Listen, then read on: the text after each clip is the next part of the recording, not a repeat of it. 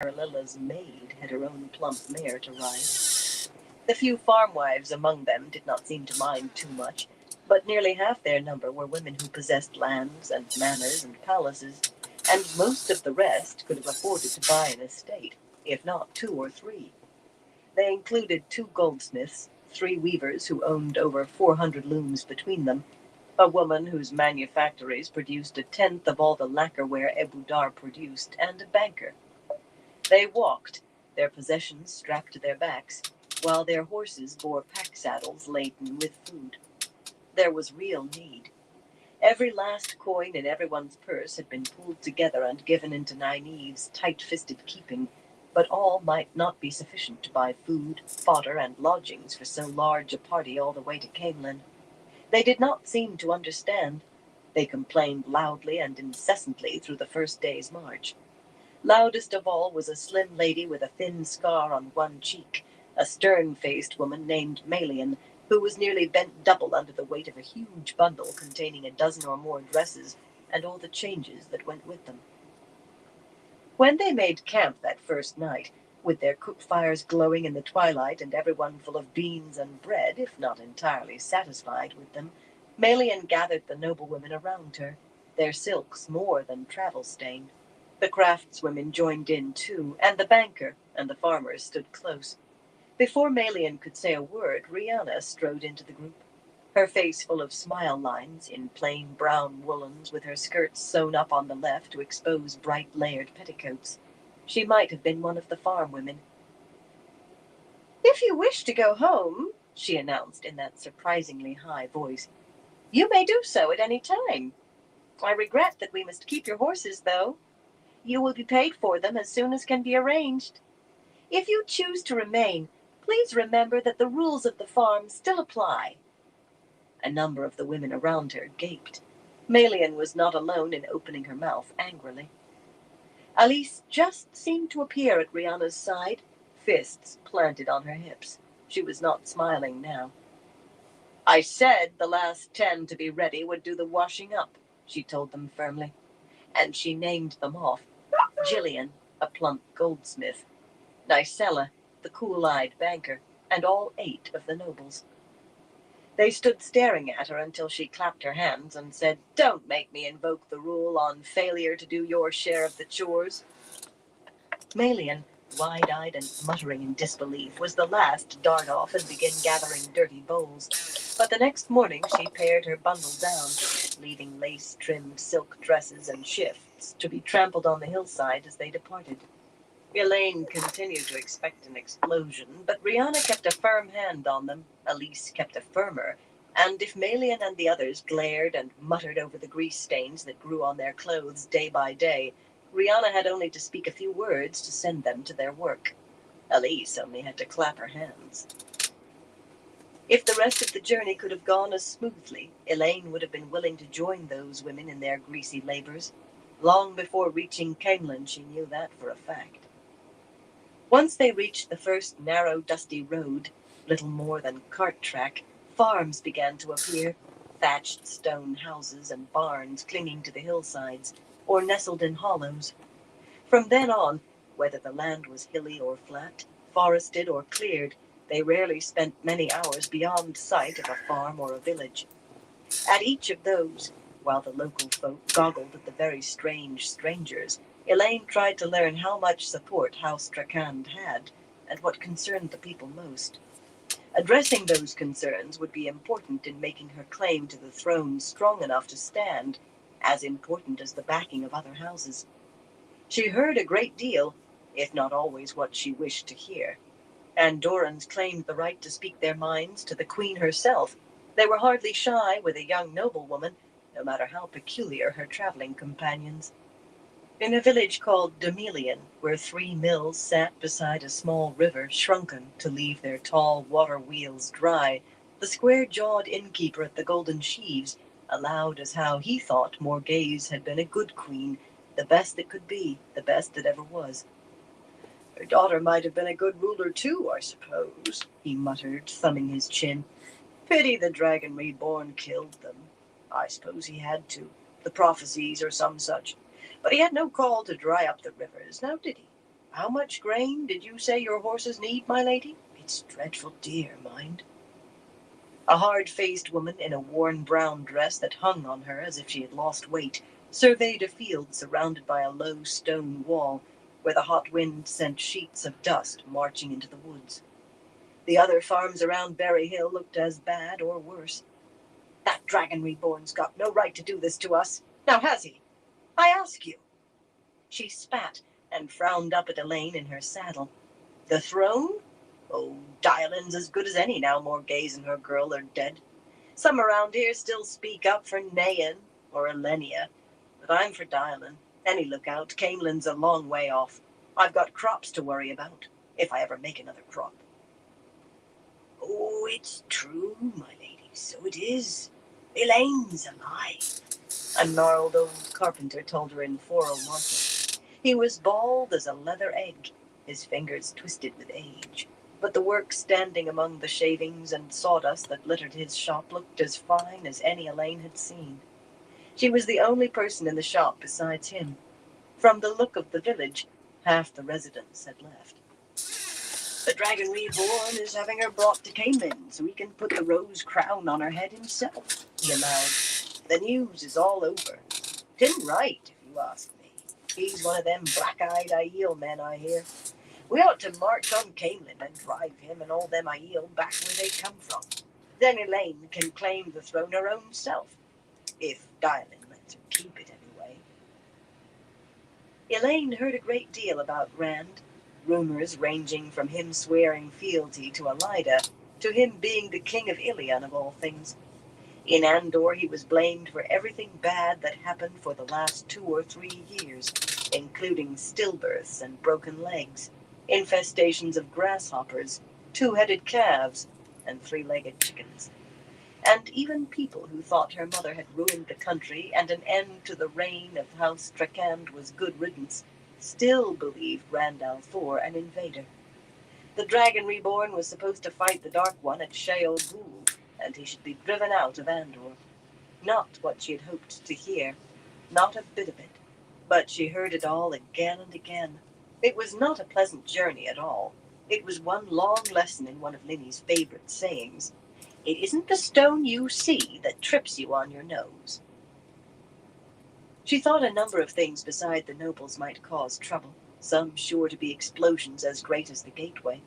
The Windfinders, smug in the bargain made with Nynaeve and herself, behaved in an irritatingly superior manner toward the Aes Sedai, especially after it came out that Marililla had let herself agree to be one of the first sisters to go the ships. Yet, if the sizzling there continued like the burning of an illuminator's fuse cord, the explosion never quite came. The Windfinders and the kinswomen, in particular the knitting circle, seemed as certain to blow up. They cut one another dead when not sneering openly. The kin at Seafolk Wilders getting above themselves. The Windfinders at cringing sand-lappers kissing Aes Sedai feet. But it never went beyond lips curled or daggers. Ispan certainly presented problems that Elaine was sure would grow. Yet after a few days, Van Deen and Adelius let her ride unhooded, if not unshielded. A silent figure with colored beads in her thin braids, ageless face turned down, and hands still on her reins. Rhaenyra told everyone who would listen that among the Atha a dark friend was stripped of his or her names as soon as proven guilty, then thrown over the side tied to ballast stones. Among the kinswomen, even Rihanna How many did I have? Every time they saw the Tarabonner woman. But Ispan grew meeker and meeker, eager to please and full of ingratiating smiles for the 2 white-haired sisters, no matter what it was they did to her when they carried her away from the others at night. On the other hand, Adelius and Van Deen grew more and more frustrated. Adelius told Nynaeve in Elaine's hearing that the woman probably close to 100 about old plots of the Black Aja. I got my arms, my hands, some on my chest, yet even when they pressed her hard, some on my back, Elaine could not ribs, ask how they pressed, and she let my face. Then I got one on top of my head, dead, one on this side, and a couple on this side. Said they were beginning to fear she had taken an oath. the capital. And then I got some on my legs. Against betraying her cohorts. They continued to isolate Ispan as much as possible and continued with their questions. But it was plain they were feeling their way blindly now, and carefully. Yeah, I got at least one started on my stomach. Most I got my stomach, naive my and sternum, with her near to my bursting in the chest. effort of holding her temper around him, mooning over him when they had to sleep apart, which was nearly always the way accommodations divided up, and torn between eager and afraid when she could sneak him off to a hayloft. It was her own fault for choosing a sea folk wedding in Elaine's estimation. The sea folk believed in hierarchy as they did in the sea, and they knew a woman and her husband might be promoted one past the other many times in their lives. Their marriage rights took that into account. Whoever had the right to command in public must obey in private. Lan never took advantage, so Nynaeve said. Not really, whatever that was supposed to mean. She always blushed when she said it, but she kept waiting for him to do so, and he just seemed to grow more and more amused. This amusement, of course, grew Nynaeve's temper to a fever pitch. Nynaeve did erupt, out of all the explosions Elaine had expected. She snapped at anyone and everyone who... I don't have nothing on my lower back. I have With him, she was all honey and cream. I got a couple scars on my she came close on my lower back from where I had two of my back surgeries. Elaine had hopes, not worries, about the things brought out of the Rahad along with the Bowl of the Winds.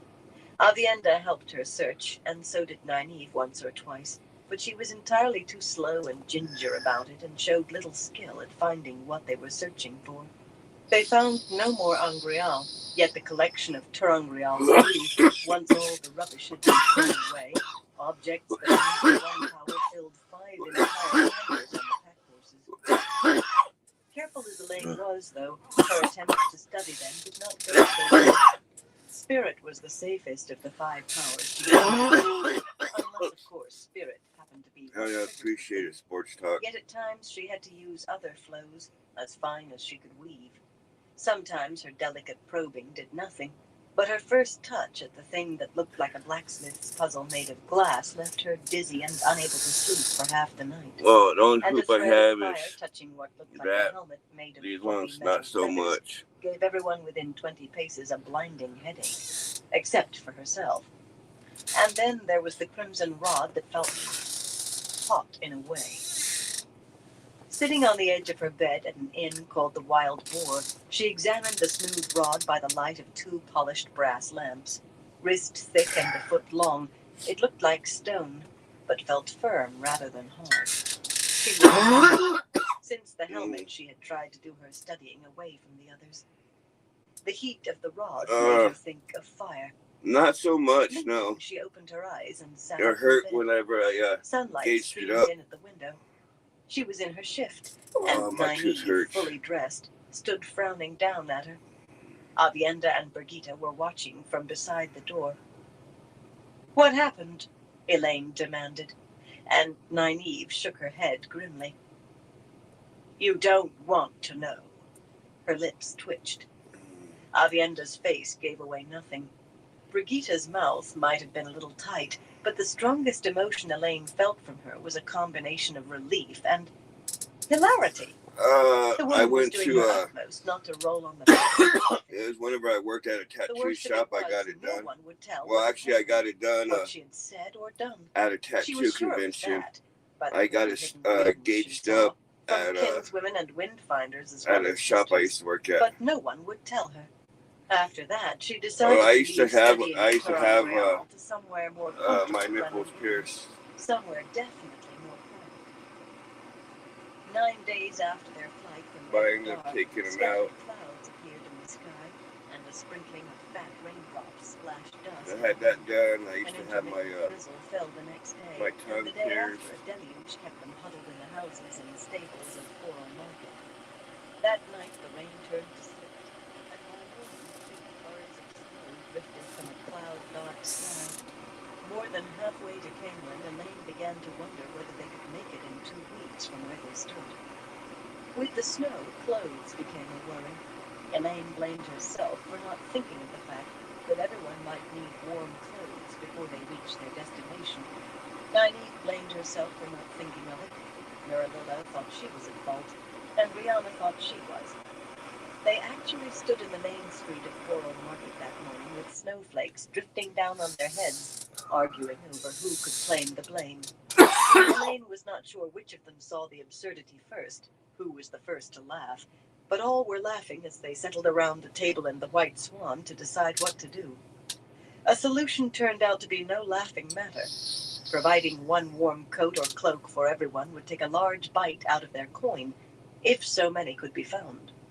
Jewelry could be sold or traded, of course, but no one in Florida seemed to be interested in necklaces or bracelets, however fine.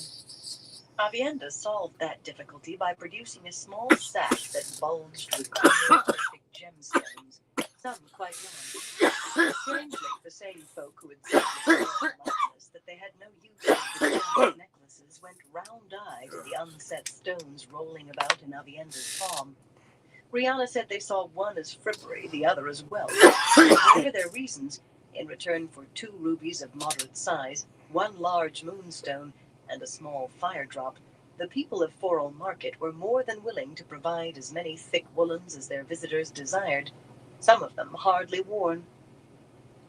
Very generous of them, Nynaeve muttered sourly as people began rooting clothes out of their chests and attics. A steady stream marched into the inn with their arms full. Those stones could buy the whole village. Avienda shrugged slightly. She would have surrendered a handful of the gems if Rihanna had not intervened. Marilla shook her head. We have what they want, but they have what we need. I'm afraid that means they set the price. Because I did which was entirely a dab. Much like the situation. A dab tends to make you cough more. Ill. When they were alone in a hallway of the inn, Elaine asked Avienda where she had gotten such a fortune in jewels, and one she seemed eager to be rid of. She expected her near sister to say they were her takings from the Stone of Tyr, or perhaps Kyrian. Randall Thor tricked me, Avienda muttered sullenly. I tried to buy my toque from him. I know that is the least honorable way, she protested, but I could see no other. And he stood me on my head. Why is it when you reason things out logically, a man always does something completely illogical and gains the upper hand? Their pretty heads are so fuzzy, a woman can't expect to follow how they skitter, Elaine told her.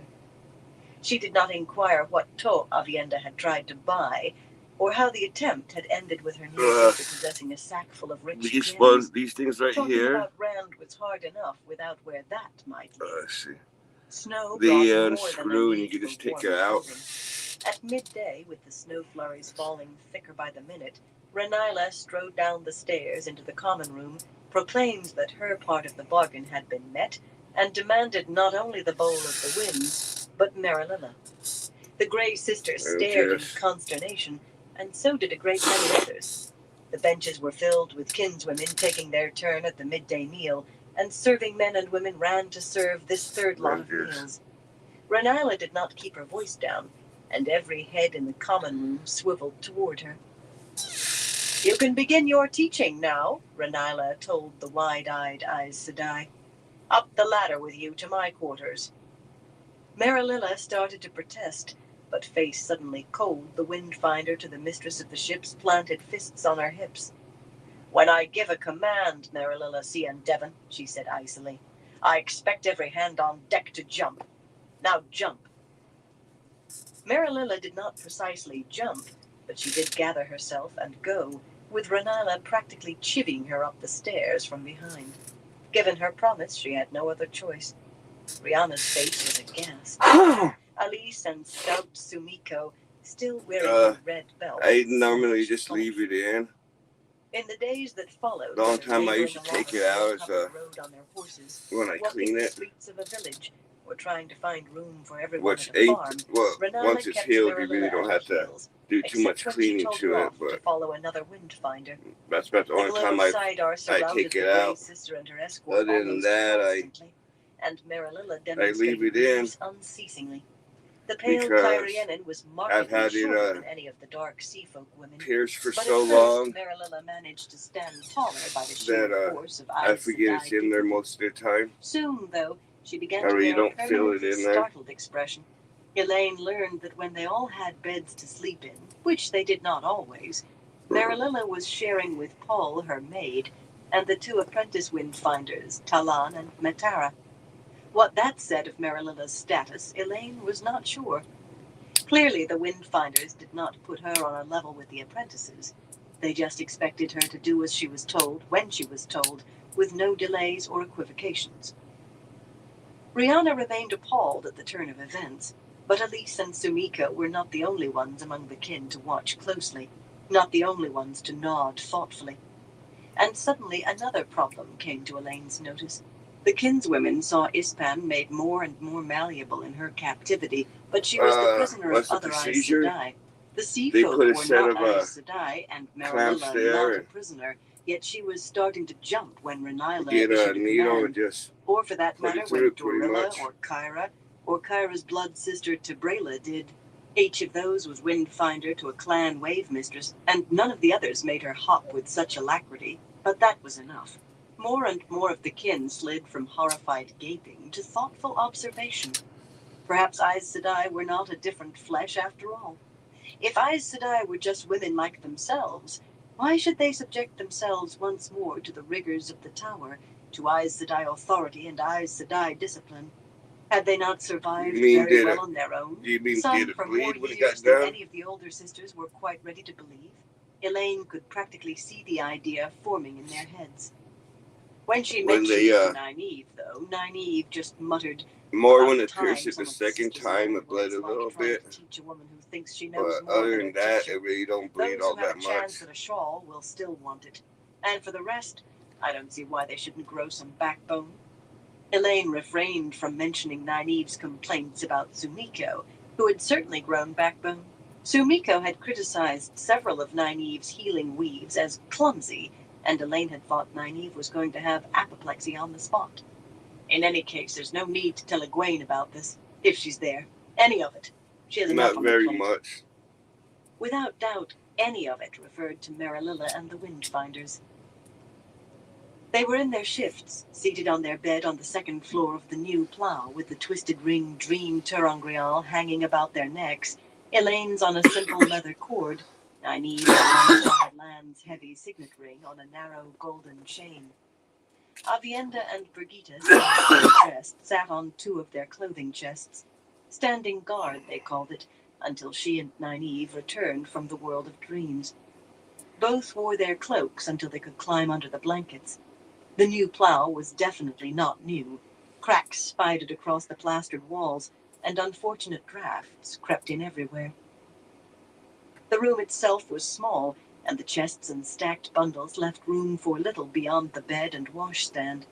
Elaine knew she had to present herself properly in Cainlin, but sometimes she felt guilty with her belongings. That's more of when most others a had female to piercing than it is anything else, and I wouldn't do that. Never showed any regrets over her chests. They had been 16 days on the road. The full moon outside the narrow window shone on a white blanket of snow that would make traveling tomorrow slow, even if the sky remained clear. Give me 1 second, and Elaine everyone. thought I'll be another right back. week to Camelin was an optimistic estimate. I have enough sense not to remind her, she told Nynaeve. I don't want my nose snapped off again. That was a mild way of putting it. They had not been in Tel Aramriad since informing Egwene, the night after leaving the estate, that the bowl had been used. Reluctantly, they also had told her of the bargain they had been forced into with the sea folk, and found themselves facing the Amerlin's seat, with the striped stole on her shoulders. Elaine knew it was necessary and right. A queen's closest friend among her subjects knew she was the queen as well as a friend. Had to know. But she had not enjoyed her friend telling them in a heated voice that they had behaved like witless loobies who might have brought ruin down on all their heads, especially when she herself agreed. She had not liked feeling that the only reason Egwene had set them both a penance that would cover their hair was that she could not afford to have them waste the time. Necessary and right, though. When she sat on the lion throne, she would still be Aes Sedai, and subject to the laws and rules and customs of Aes Sedai. Not for Andor. She would not give her land to the White Tower, but for herself. So, unpleasant as it had been, I haven't. she accepted her castigation. But then again, there probably is the Nynaeve occasional had guy that does get it done. stammered I with just never seen it. protested and all but pouted, then apologized so profusely that Elaine hardly believed it was the same woman she knew. Quite rightly, Egwene had remained the Amyrlin, cool in her displeasure, even while giving pardon for their mistakes. At best, tonight could not be pleasant or comfortable if she was there. But when they dreamed themselves into the Salidar of Tel'aran'rhiod, Rhiod, into the room in the little tower that had been called the Amyrlin's study, she was not there, and the only sign she had visited since their meeting was some barely visible words, roughly scratched on a beetle-riddled wall panel, as if by an idle hand that did not want to spend the effort to carve deeply. Stay in Caemlyn. And a few feet away, keep silent and be careful. Those had been Egwene's final instructions to them. Go to Caemlyn and stay there until she could puzzle out how to keep the Hall from salting all of them down and nailing them into a barrel. A reminder they had no way to erase.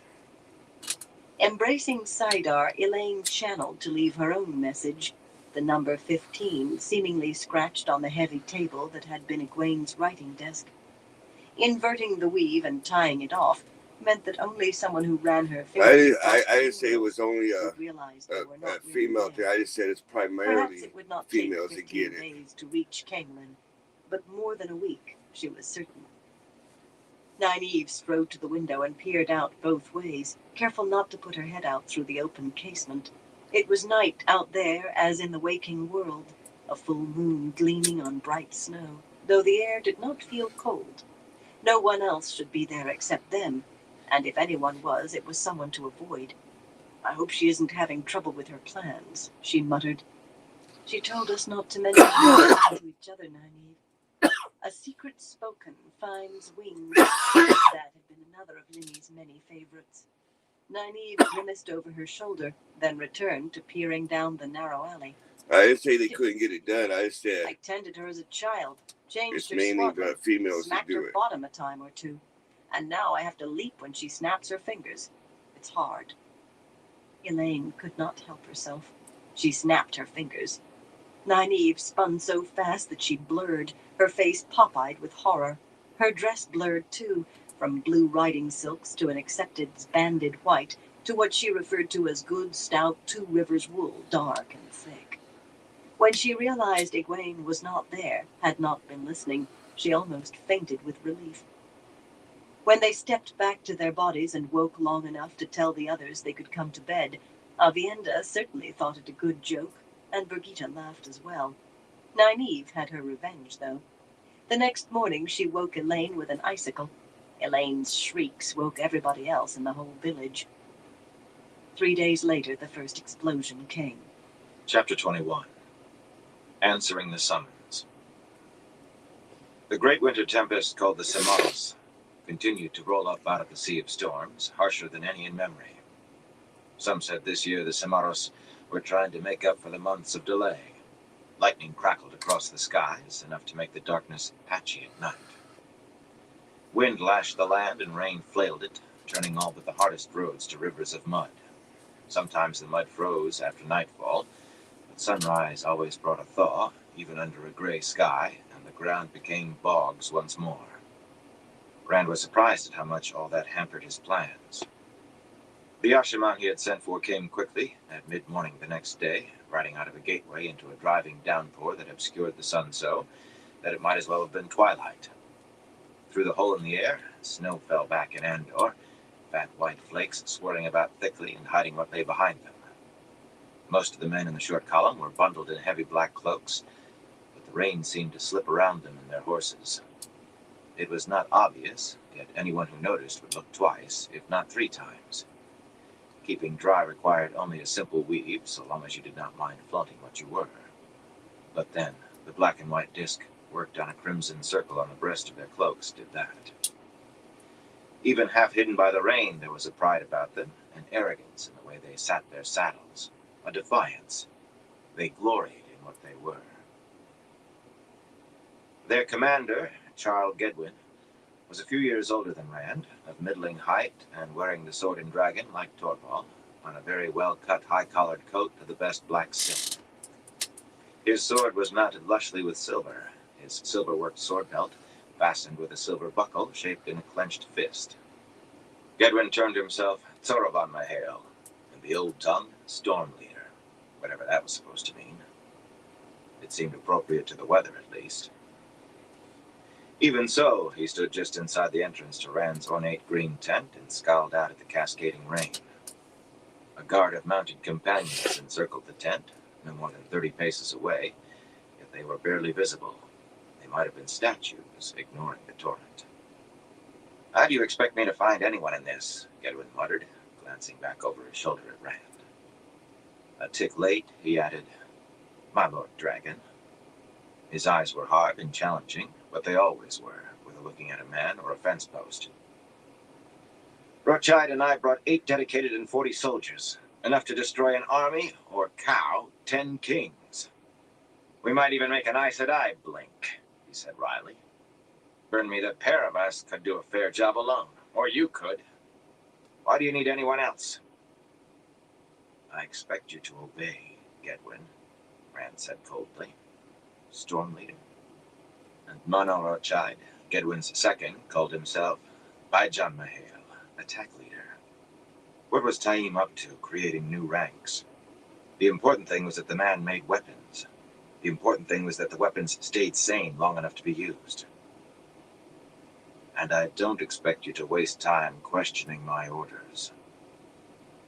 "As you command, my Lord Dragon," Gedwin muttered. "I'll send men out immediately." With a curt salute, fist to chest, he strode out into the storm. The deluge bent away from him, sheeting down the small shield he wove around himself. Rand wondered whether the man suspected how close he had come to dying when he seized Sayadin without warning. "You must kill him before he kills you," Luz Theron giggled. "They will, you know. Dead men can't betray anyone." The voice in Rand's head turned wondering. "But sometimes they don't die. Am I dead? Are you?" Rand pushed the words down to a fly's buzzing, just on the edge of notice. Since his reappearance inside Rand's head, Luz Theron seldom went silent unless forced. The man seemed madder than ever most of the time, and usually angrier as well. Stronger sometimes, too. That voice invaded Rand's dreams, and when he saw himself in a dream, it was not always himself at all that he saw. It was not always Luz Theron either, the face he had come to recognize as Luz Theron's. Sometimes it was blurred, yet vaguely familiar, and Luz Theron seemed startled by it too. That was an indication how far the man's madness went, or maybe his own. "Not yet," Rand thought. "I can't afford to go mad yet." "And then," Luz Theron whispered before Rand could mute him again. With the arrival of Gedwin and the Ashaman, his plan to sweep the Shongshan westward got underway. And crept forward as slowly as a man laboring along one of those mired roads. He shifted his own camp at once, making no effort to hide his movements. There was little point to straining for secrecy. Word traveled slowly by pigeon and far slower by courier once the Samaros came. Yet he had no doubts he was watched, by the White Tower, by the Forsaken, by anyone who saw gain or loss in where the Dragon Reborn went, and could afford to slip coin to a soldier. Maybe even by the Shongshan. If he could scout them, why not they him? But not even the Ashaman knew why he was moving. While Rand was idly watching men fold his tent onto a high-wheeled cart, Wyraman appeared on one of his many horses, a prancing white gelding of the finest Tyran bloodstock. The rain had cleared, though gray clouds still veiled the noonday sun, and the air felt as if you could squeeze water out of it with your hands. The dragon banner and the banner of light hung limp and sodden on their tall staffs. Tyran defenders had replaced the companions, and as Wyraman rode through their mounted ring, he frowned at Radrivar Tihera, a lean fellow, dark even for a Tyran, with a short beard trimmed to a very sharp point.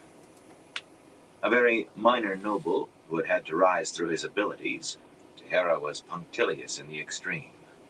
The fat white plumes bobbing on his rimmed helmet added embellishment to the elaborate bow he gave Wyraman. The High Lord's frown deepened. There was no need for the captain of the stone to be personally in charge of Rand's bodyguard, but he frequently was, just as Marklin often commanded the companions himself. An often bitter rivalry had grown up between defenders and companions, centering on who should guard Rand. The Tyrants claimed the right because he had ruled longer in Tyr, the Illianers because he was, after all, King of Ilion. Perhaps Wyraman had heard some of the mutters among the defenders that it was time Tyr had a king of its own, and who better than the man who had taken the stone? Wyraman more than agreed with the need, but not with the choice of who should wear the crown. He was not the only. The man smoothed his features as soon as he saw him, swung down from his gold saddle to offer a bow that made Tahara's seem simple.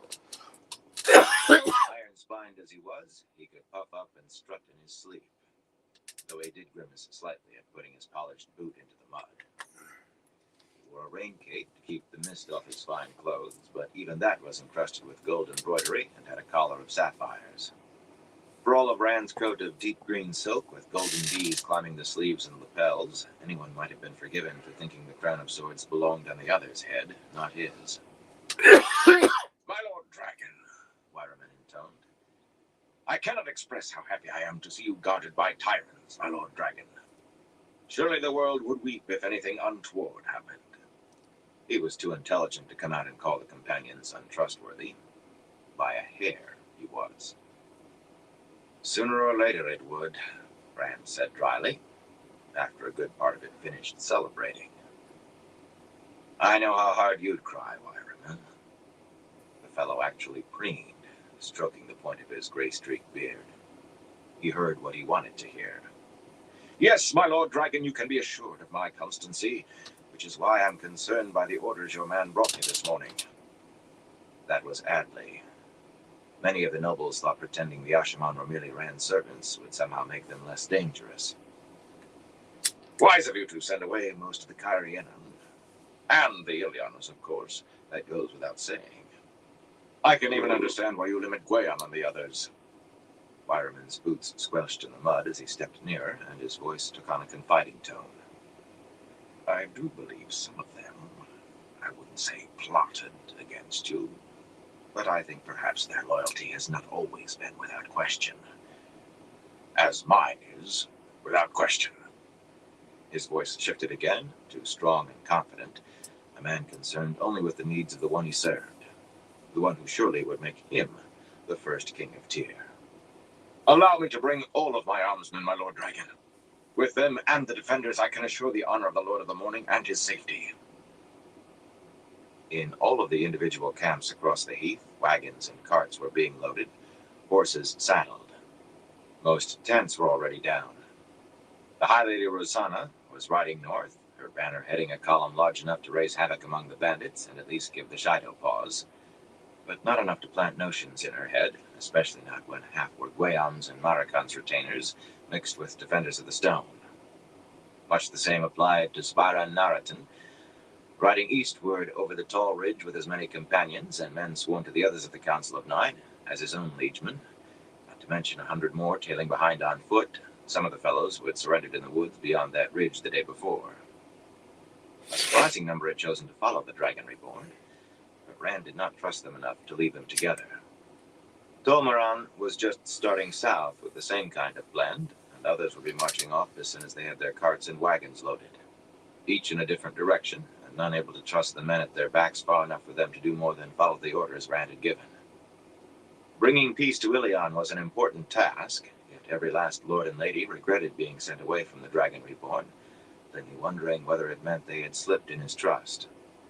Though a few might have considered why he chose to keep those he did under his eye, Rosanna had certainly looked thoughtful. Your concern touches me, Rand told Wyraman, but how many bodyguards does one man need? I'm not off to start a war. A fine point, perhaps, yet this war was well underway. It had begun at Falma, if not before. Get your people ready. How many have died for my pride? loose, Theron moaned. How many have died from my mistakes? May I at least ask where we are going? Wireman's question, not quite exasperated, came right atop the voice in Rand's head. The city, Rand snapped. He did not know how many had died for his mistakes, but none for his pride. He was sure of that. Wireman opened his mouth, plainly confused as to whether he meant Tyr or Ilion, or maybe even Kyrian. But Rand gestured him away with the dragon scepter, a sharp stabbing motion that made the green and white tassel swing. He half wished he could stab loose Theron with it. I don't intend to sit here all day, Wireman. Go to your men. Less than an hour later, he took hold of the true source and prepared to make a gateway for traveling. He had to fight the dizziness that gripped him lately whenever he seized or loosed the power. He did not quite sway in Tidashar's saddle. What with the molten filth floating on Sayadine, the frozen slime, touching the source came close to emptying his stomach. Seeing double, even for only a few moments, made weaving flows difficult, if not impossible. And he could have told Deshiva or Flynn, or one of the others to do it, but Gedwin and Rochide were holding their horses' reins in front of a dozen or so black-coated soldiers, all who had not been out to search. Just standing there patiently and watching Rand. Rochide, no more than a hand shorter than Rand, and maybe 2 years younger, was also full Ashaman, and his coat too was silk. A small smile played on his face, as if he knew things others did not, and was amused. What did he know? About the Shonchan, surely, if not Rand's plans for them. What else?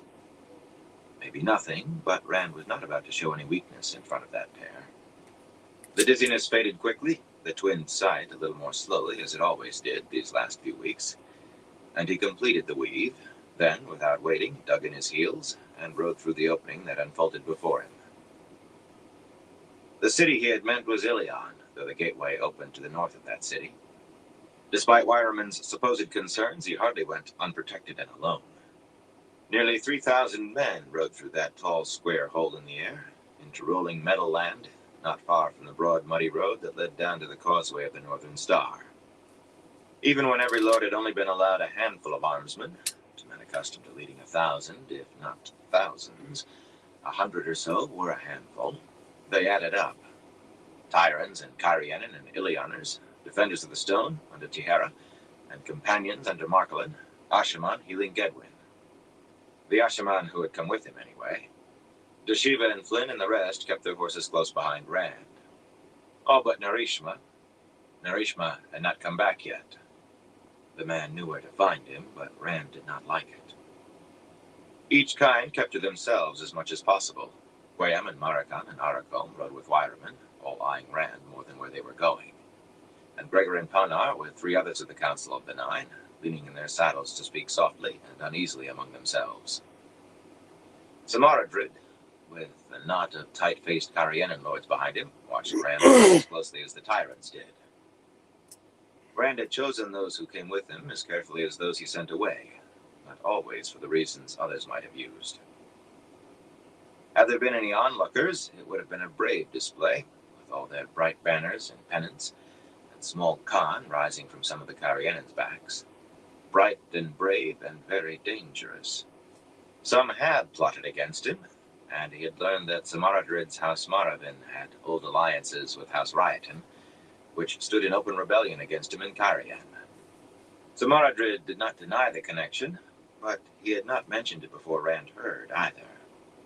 The Council of Nine were just too new to him to risk leaving them all behind, and Wireman was a fool. Left to his own devices, he might well try to gain the Lord Dragon's favor by marching an army against the Shonchan, or Murundi, or the light alone knew who or where. Too stupid to leave behind, too powerful to shove aside, so he rode with Rand, and thought himself honored. It was almost a pity he was not stupid enough to do something that would get him executed. Behind came the servants and carts. No one understood why Rand had sent all of the wagons with the others, and he was not about to explain. Wound the next pair of ears that would hear. And in the long strings of spare mounts, led by horse handlers, and straggling files of men in battered breastplates, that did not quite fit, or leather jerkins sewn with rusty steel discs, carrying bows or crossbows or spears, and even a few pikes.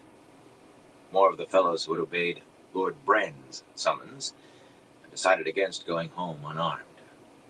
Their leader was the runny-nosed man Rand had spoken to on the edge of the woods, Egan Padros by name, and much brighter than he looked. It was difficult for a commoner to rise very far most places, but Rand had marked Padros out. The fellow gathered his men off to one side, but the whole lot of them milled about, elbowing one another aside for a better view southward. The causeway of the Northern Star stretched arrow straight through the miles of brown marsh that surrounded Ilion, a wide road of hard-packed dirt broken by flat stone bridges. A wind from the south carried sea salt and a hint of tanneries. Ilion was a sprawling city, easily as large as Camelin or Cairhien. Brightly colored roof tiles and hundreds of thrusting towers gleaming in the sun were just visible across that sea of grass, where long-legged cranes waited and flocks of white birds flew low, uttering shrill cries. Ilion had never needed walls, not that walls would have done the city any good against him. There was considerable disappointment that he did not mean to enter Ilion, though no one spoke a complaint, at least not where he could hear. Still, there were plenty of glum faces and sour mutters as hasty camps began going up. Like most of the great cities, Ilion had a name for exotic mystery, free-handed tapsters, and willing women, at least among men who had never been there, even when it was their own capital. Ignorance always inflated a city's reputation for such things. As it was, only more galloped off across the causeway. Men straightened from hammering tent pegs or setting picket lines for the horses, and followed him with jealous eyes. Nobles watched curiously, while trying to pretend they were not. The Ashaman with Gedwin paid more no mind as they made their own camp, which consisted of a pitch-black tent for Gedwin and Rochad, and a space where damp brown grass and mud were squeezed flat and dry, for the rest to sleep wrapped in their cloaks. That was done with the power, of course. They did everything with the power, not even bothering to build cook fires. A few in the other camps stared at them, wide-eyed, as the tent seemed to spring up of its own accord, and hampers floated away from pack saddles. But most looked anywhere else at all once they realized what was going on. 2 or 3 of the black-coated soldiers appeared to be talking to themselves. Flynn and the others did not join Gedwin's lot. They had a pair of tents that went up not far from Rand's, but the Shiva wandered over to where the storm leader and the attack leader were standing at their ease, and occasionally issuing a sharp order. A few words, and he wandered back, shaking his head and muttering angrily under his breath. Gedwin and Rochad were not a friendly pair. As well they were not. Rand took to his tent as soon as it was pitched, and sprawled fully clothed on his cot, staring at the sloped ceiling. There were bees embroidered on the inside as well, on a false roof made of silk. Hopwell brought a steaming pewter mug of mulled wine. Rand had left his servants behind, but the wine grew cold on his writing table. His mind worked feverishly. 2 or 3 more days, and the Shonchan would have been dealt a blow that knocked them on their heels. Then it was back to Cairhien to see how negotiations with the sea folk had gone, to learn what Cadsuane was after. He owed her a debt, but she was after something. Maybe to put a final end to what remained of the rebellion there. Had Caroline Damodred and Darlin Cisnera slipped away in the confusion, the High Lord Darlin in his hands might finish the rebellion in Tyr as well. Andor. If Matt and Elaine were in Murandy the way it appeared, it would be weeks more at best before Elaine could claim the Lion Throne. Once that happened, he would have to stay clear of Gamelin. But he had to talk to Nynaeve. Could he cleanse Saidin? It might work. It might destroy the world, too. Luce Theron gibbered at him in stark terror. Light. Where was Narishma? A Cimaros storm swept in, all the fiercer this near the sea. Rain beat his tent like a drum. Lightning flashes filled the entrance with blue-white light, and thunder rumbled, the sound like mountains tumbling across the land. Out of that, Narishma stepped into the tent, dripping wet, dark hair plastered to his head. His orders had been to avoid notice at all cost. No flaunting for him. His sodden coat was plain brown, and his dark hair was tied back, not braided. Even without bells, near waist-length hair on a man attracted eyes. He wore a scowl, too, and under his arm he carried a cylindrical bundle, tied with cord, fatter than a man's leg, like a small carpet. Springing from the cot, Rand snatched the bundle before Narishma could proffer it. "Did anyone see you?" he demanded. "What took you so long? I expected you last night." "It took a while to figure out what I had to do," Narishma replied in a flat voice. "You didn't tell me everything. You nearly killed me." That was ridiculous. Rand had told him everything he needed to know. He was sure of it. There was no point in trusting the man as far as he had, only to have him die and ruin everything. Carefully, he tucked the bundle beneath his cot. His hands trembled with the urge to strip the wrappings away, to make sure they held what Narishma had been sent for. The man would not have dared return if they did not. "Get yourself into a proper coat before you join the others," he said. "And Narishma?" Rand straightened, fixing the other man with a steady gaze. "You tell anyone about this, and I will kill you." "Kill the whole world," Luz Theron laughed, a moan of derision, of despair. "I killed the world, and you can too, if you try hard." Narishma struck himself hard in the chest with his fist. "As you command, my Lord Dragon," he said sourly. Bright and early the next morning, 1,000 men of the Legion of the Dragon marched out of Ilion, across the causeway of the Northern Star, stepping to the steady beat of drums. Well, it was early anyway. Thick gray clouds roiled across the sky, and a stiff sea breeze, sharp with salt, whipped cloaks and banners, muttering of another storm on the way. The Legion attracted a good bit of attention from the armsmen already in the camp, with their blue-painted Andoran helmets and their long blue coats worked in the chest with a red and gold dragon. A blue pennant bearing the dragon and a number marked each of the 5 companies. The Legion men were different in many ways. For instance, they wore breastplates, but beneath their coats so as not to hide the dragons, the same reason the coats buttoned up one side. And every man carried a short sword at his hip and a steel-armed crossbow. Everyone shouldered exactly the same as every other. The officers walked, each with a tall red plume on his helmet, just ahead of drum and pennant. The only horses were Moore's mouse-colored gelding at their head, and pack animals at the rear. "Foot," Wireman muttered, slapping his reins and a gauntlet in hand. "Burn my soul, they're no good, Foot. They'll scatter the first charge. Before." The first of the column strode off the causeway. They had helped take Ilion, and they had not scattered. Samaradrid shook his head. "No pikes," he muttered. "I have seen well-led foot hold with pikes, but without." He made a sound of disgust in his throat. Gregorin Panar, the third man sitting his saddle near Rand to watch the new arrivals, said nothing. Perhaps he had no prejudice against infantry, though if he did not, he would be one of only a handful of noblemen Rand had met without it. But he tried hard not to frown, and almost succeeded.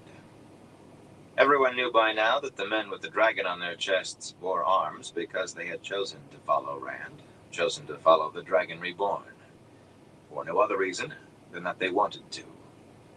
The Ilioner had to be wondering where they were going that Rand wanted the Legion, and the Council of 9 was not trusted to know. For that matter, Samaradrid eyed Rand sideways. Only Wireman was too stupid to think. Rand turned Tidashar away. Narishma's package had been rewrapped into a thinner bundle and tied beneath his left stirrup leather. "Strike the camp. We're moving," he told the 3 nobles. This time, he let Dashiva weave the gateway to take them all away. The plain-faced fellow frowned at him and mumbled to himself. Dashiva actually seemed affronted for some reason. And Gedwin and Rochide, their horses shoulder by shoulder, watched with sardonic smiles as the silvery slash of light rotated into a hole in nothing. Watched Rand more than Dashiva? Well, let them watch. How often could he see Sayadin and risk falling dizzily on his face before he really did fall? It could not be where they could see. This time, the gateway took them to a wide road carved through the low, brushy foothills of mountains to the west. The Namarlan Mountains, not the equals of the Mountains of Mist, and not a patch on the spine of the world, but They rose dark and severe against the sky, sharp peaks that walled the west coast of Ilion. Beyond them lay Cabal Deep. And beyond that, men began to recognize the peaks soon enough. Gregorin Panar took one look around and nodded in sudden satisfaction. The other three counselors and Marklin reined close to him to talk while horsemen were still pouring through the gateway. Samaradrid required only a bit longer to puzzle it out, and Tahara, and they also looked as if they understood now.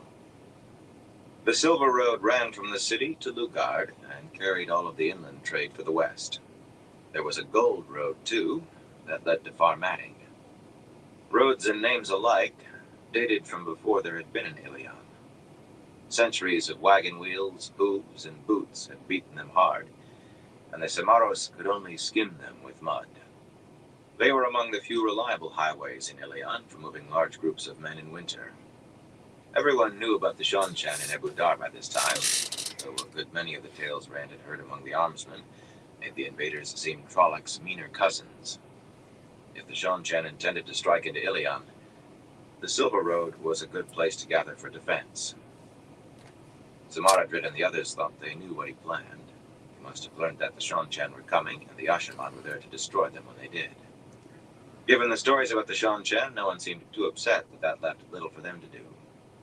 Of course, Wireman had to have it explained to him finally, by Tahara, and he was upset, though he tried to mask it behind a grand speech about the wisdom of the Lord Dragon and the military genius of the Lord of the Morning, along with how he personally would lead the first charge against these Shonchan. A pure bull-goose fool. With luck, anyone else who learned of a gathering on the Silver Road would at least not be much brighter than Samaradrid or Gregorin. With luck, no one who mattered would learn before it was too late. Settling into wait, Rand thought it would only be another day or so, but as the days stretched out, he began to wonder whether he might be nearly as big a fool as Wireman. Most of the Ashaman were out searching across Ilion and Tyr and the plains of Moredo for the rest of those Rand wanted. Searching through the Samaros. Gateways and traveling were all very well, but even Ashaman took time to find who they sought when downpours hit anything 50 paces away, and quagmires dragged rumor to a near halt. Searching Ashaman passed within a mile of their quarry in ignorance, and turned only to learn the men had moved on again. Some had farther to go, seeking people not necessarily eager to be found. Days passed before the first brought news. The High Lord Sunaman joined Wireman, a fat man with an unctuous manner, Fort Rand at least. Smooth in his fine silk coat, always smiling, he was voluble in his declarations of loyalty, but he had plotted against Rand so long that he probably did so in his sleep. The High Lord Torian came, with his lumpy farmer's face and his vast wealth, stammering about the honor of riding once more at the Lord Dragon's side. Gold concerned Torian more than anything else, except possibly the privileges Rand had taken away from the nobles in Tyr. He seemed particularly dismayed to learn there were no serving girls in the camp, and not so much as a village nearby where compliant farm girls might be found. Torian had schemed against Rand every bit as often as Sunamon, maybe even more than Goyam or Marakan or Arakon. There were others. There was Bertom Saigon, a short, ruggedly handsome man with the front of his head shaved. He supposedly did not mourn the death of his cousin Kolover too greatly, both because that made him the new high seat of House Saigon, and because rumors said Rand had executed her, or murdered her. Bertom bowed and smiled, and his smile never reached his dark eyes. Some said he had been very fond of his cousin. Isla Ryoton came, a slim, dignified woman with big, dark eyes, not young, but quite pretty, protesting that she had a lance captain to lead her armsmen and no desire to take the field in person. Protesting her loyalty for the Lord Dragon, too, but her brother Toran claimed the throne Rand meant for Elaine, and it was whispered that she would do anything for Toran, anything at all, even join with his enemies, to hamper or to spy, or both, of course. Dalthanas Annalyn came, and Amondred Osilan, and Doresin Chuliandred, lords who had supported Kolover's seizure of the Sun Throne when they thought Rand would never return to Cairian. Kyrianen and Kyron, they were brought in Right one back. by one with 50 retainers, or at most 100. Men and women he trusted even less than he did Gregorin or Samaradrin. Most were men, not because he thought the women any less dangerous. He was not that big a fool. A woman would kill you twice as fast as a man, and usually for half the reason. But because he could not bring himself to take any woman except the most dangerous where he was going. Eilil could smile warmly while she calculated where to plant the knife in your ribs. Analula, a willowy, simpering high lady who gave a fair imitation of a beautiful goose brain, had returned to Tyr from Carian and openly begun talking of herself for the as yet non-existent throne of Tyr. Perhaps she was a fool, but she had managed to gain a great deal of support, both among nobles and in the streets. So he gathered them in, all the folk who had been too long out from under his eye. He could not watch all of them all the time, but he could not afford to let them forget that he did watch sometimes. He gathered them and he waited. For 2 days. Gnashing his teeth, he waited. 5 days. 8. Rain was beating a diminishing drum on his tent when the last man he was waiting for finally arrived. Shaking a small torrent from his oiled cloth cape, Avram Bashir blew out his thick, gray-streaked mustaches in disgust, tossed the cape over a barrel chair. A short man with a great hooked beak of a nose, he seemed larger than he was. Not because he strutted, but because he assumed that he was as tall as any man present, and other men took him so. Wise men did. The wolf-headed ivory baton of the Marshal General of Saldaea, tucked carelessly behind his sword belt, had been earned on scores of battlefields and at as many council tables. He was one of the very few men Rand would trust with his life. "I know you don't like explaining," Bashir muttered, "but I could use a little illumination." Adjusting his serpentine sword, he sprawled in another chair and flung a leg over the arm of it. He always seemed at ease, but he could uncoil faster than a whip.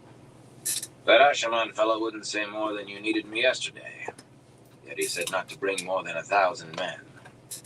I only had half that with me, but I brought them. It can't be a battle. Half the sigils I saw up there belong to men who'd bite their tongues if they saw a fellow behind you with a knife. And most of the rest are men who'd try to hold your attention if they hadn't paid the knife man in the first place." Seated behind his writing table in his shirt sleeves, Rand wearily pressed the heels of his palms against his eyes. With Borina Caravan left behind, the lamp wicks needed proper trimming, and a faint haze of smoke hung in the air. Besides, he had been awake most of the night, poring over the maps scattered across the table. Maps of southern Altara. No two agreed on very much. "If you're going to fight a battle," he told Bashir, "who better to pay the butcher's bill than men who want you dead? Anyway, it isn't soldiers who will win this battle.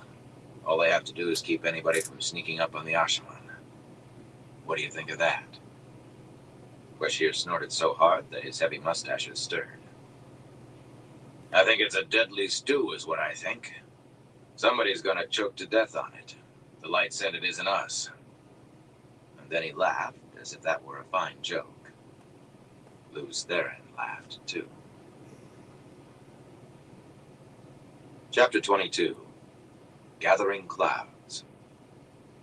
Under a steady drizzle, Rand's small army formed columns across the low-folded hills facing the Nemerellan peaks, dark and sharp against the western sky. There was no real need to face the direction you intended to travel, but it always felt askew to Rand otherwise. Despite the rain, rapidly thinning gray clouds let through startlingly bright sunshine, or maybe the day only seemed bright, after all the recent gloom. 4 of the columns were headed by Bashir's Saldaeans, bandy-legged unarmored men in short coats, standing patiently beside their mounts beneath a small forest of shining lanceheads. The other 5 by blue-coated men with a dragon on their chests, commanded by a short, stocky fellow named Jack Massond. When Massond moved, it was always with surprising quickness, but he was utterly still now, feet planted astride and hands folded behind his back. His men were in place, and so were the defenders and companions, grumpy about being behind infantry. It was the nobles and their folk, mainly, who milled about as if unsure where to go. Thick mud sucked at hooves and boots, and mired cartwheels. Shouted curses rose. It took time to line up nearly 6,000 soaked men, getting wetter by the minute. And that was not counting the supply carts and the remounts. Rand had donned his finest so he would stand out at a glance.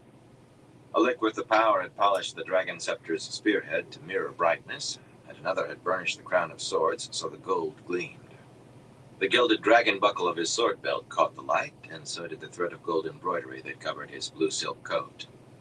For a moment, he regretted giving away the gems that once had decked his sword's hilt and scabbard. The dark boarhide was serviceable, but any armsman could have worn that. Let men know who he was. Let the Shonchan know who had come to destroy them. Sitting Tidashar on a broad flat, he impatiently watched the nobles roil about in the hills. A little way off on the flat, Gedwin and Rochide sat their saddles in front of their men, all formed into a precise box, dedicated in the front rank, soldiers lined up behind. They looked ready to parade. As many had gray hair, or nearly none, as were young. Several were as young as Hopwill or more, but every one was strong enough to make a gateway.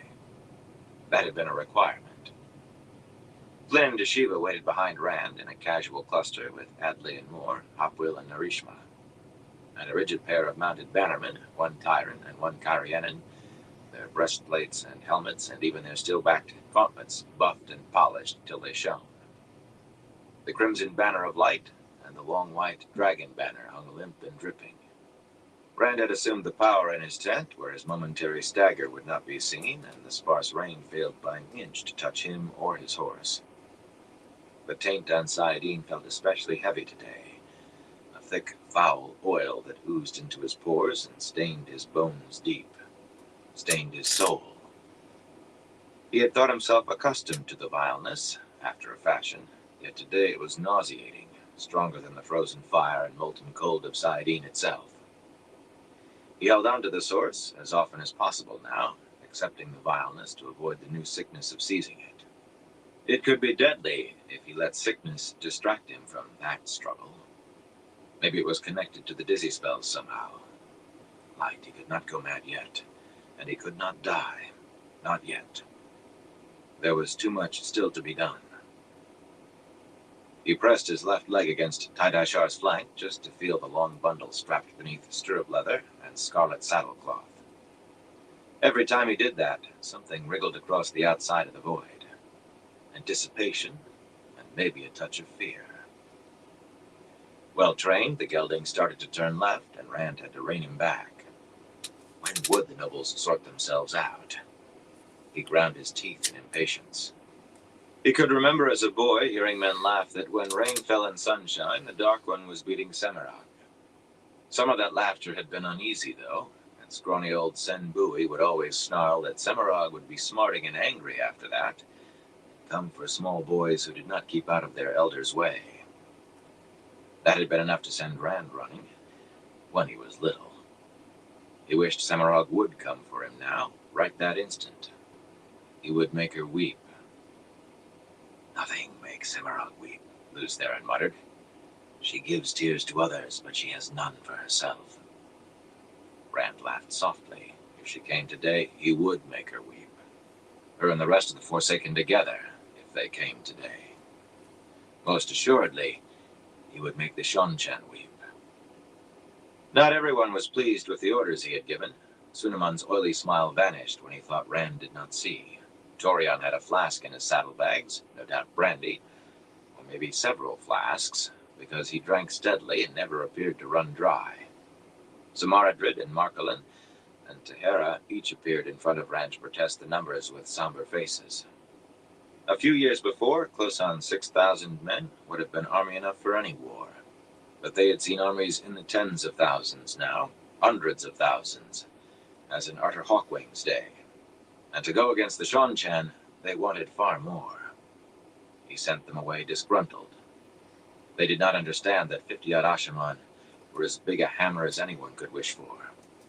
Rand wondered what they would have said had he told them he was hammer enough by himself. He had considered doing this by himself, It might come to that yet. Wireman came. He did not like having to take orders from Bashir, or the fact that they were going into mountains. Very hard to mount a decent charge in mountains. Or several other things. Rand was certain there were at least several more that Rand did not let him utter. "The Saldaean seems to believe I should ride on the right flank," Wireman muttered disparagingly. He twisted his shoulders, as though the right flank were a great insult for some reason. "And the foot, my Lord Dragon. Really, I think you should get your men ready," Rand said coldly. Part of the chill was the effect of floating in emotionless emptiness. "Or you won't be on any flank." He meant that he would leave the man behind if he were not ready in time.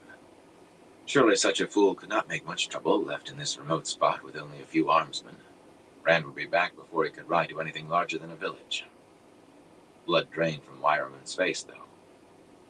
"As my Lord Dragon commands," he said, briskly for him, and whirling his horse away before the words were well out of his mouth. His mount was a tall, deep-chested bay today. The pale lady Ailil reined to a stop in front of Rand, accompanied by the high lady Anaila, a strange pair to be in company, and not just because their nations hated one another. Ailil was tall for a Carianan woman, if only for a Carianan, and everything about her was dignity and precision, from the arch of her eyebrow, to the turn of her red-gloved wrist, to the way her pearl-collared rain cape lay spread across the rump of her smoke-gray mare. Unlike Samaradrid, or Marcolin, Wireman, or Tehera, she did not so much as blink at the sight of raindrops sliding down nothing around him. Anaila did blink, and gasp, and titter behind her hand. Anaila was willowy and darkly beautiful, her rain cape collared with rubies and embroidered with gold besides, but there any resemblance to Ailil ended. Anaila was all mincing elegance and simpers. When she bowed, her white gelding did too, bending its forelegs. The prancing animal was showy, but Rand suspected it had no bottom, like its mistress. "My Lord Dragon," Ailil said, "I must make one more protest against my inclusion in this expedition." Her voice was coolly neutral, if not exactly unfriendly. "I will send my retainers where you command and when, but I have no desire at all to be in the thick of a battle." "Oh no," Anaila added, with a delicate shudder. Even her tone simpered. "Nasty things, battles. So my master of the horse says. Surely you won't really make us go, my Lord Dragon. We've heard you have a particular care for women. Haven't we, Ailil?" Rand was so astonished that the void collapsed inside Dean vanished. Raindrops began to trickle through his hair and seep through his coat. But for a moment, clutching his saddle's high pommel to hold himself upright, seeing 4 women instead of 2, he was too stunned to notice. How much did they know? They had heard. How many people knew? How did anyone know? Light. Rumor had him killing Morghese, Elaine, Colabert. 100 women, probably, and each in a worse way than the last. He swallowed against the urge to sick up. That was only partly Saidin's fault. Burn me. How many spies are there watching me? The thought was a growl. "The dead watch," Luce Theron whispered. "The dead never close their eyes." Rand shivered. "I do try to be careful of women," he told them when he could speak. "Faster than a man, and for half the reason. That's why I want to keep you close the next few days. But if you really dislike the idea so much, I could tell one of the Ashaman. You'd be safe at the Black Tower." Anaila squeaked prettily, but her face went gray. "Thank you, no," Ailil said after a moment, absolutely calm. "I suppose I had best confer with my lance captain about what to expect." But she paused in turning her mare away, and regarded Rand with a sidelong look. "My brother Toram is impetuous, my Lord Dragon. Even rash. I am not." Anaila smiled much too sweetly at Rand, and actually wriggled slightly before following. But once she faced away from him, she dug in her heels and worked her jewel-handled quirt, quickly passing the other woman. That white gelding showed a surprising turn of speed. At last all was ready. The columns formed, snaking back over the low hills. "Begin," Rand told Gedwin, who wheeled his horse and began barking orders to his men. The 8 dedicated rode forward and dismounted on the ground they had memorized, facing the mountains. One of them looked familiar. A grizzled fellow whose pointed Tyran beard appeared odd on his wrinkled countryman's face. 8 vertical lines of sharp blue light turned and became openings that showed slightly different views of a long, sparsely wooded mountain valley rising to a steep pass. In Altara, in the Venir Mountains. "Kill them," Lucerne wept pleadingly. "They're too dangerous to live." Without thought, Rand suppressed the voice. Another man channeling often brought that reaction from Lucerne, or even a man who could. He no longer wondered why. Rand muttered a command, and Flynn blinked in surprise before hurrying to join the line and weave a 9th gateway.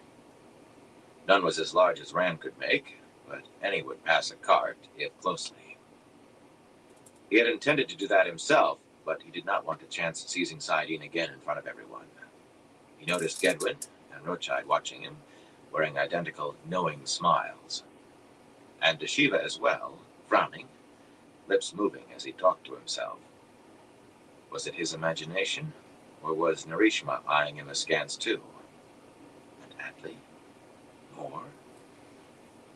Rand shivered before he could stop himself. Mistrust of Gedwin and Rochide was simple sense. Was he coming down with what Nynaeve had called the dreads? A kind of madness? A crippling dark suspicion of everyone and everything? There had been a Copland, Bentley, who thought everybody was scheming against him. He had starved to death when Rand was a boy, refusing to eat for fear of poison. Ducking low on Tidashar's neck, Rand heeled the gelding through the largest gateway. Flynn's, as it happened, but he would have ridden through one made by Gedwin right then. He was the first onto Altaran soil. The others followed quickly, the Ashaman first of all. Dashiva started in Rand's direction, frowning, and Narishma too, but Gedwin immediately began directing his soldiers.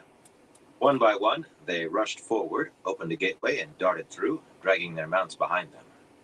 Ahead up the valley, bright flashes of light told of gateways opening and closing.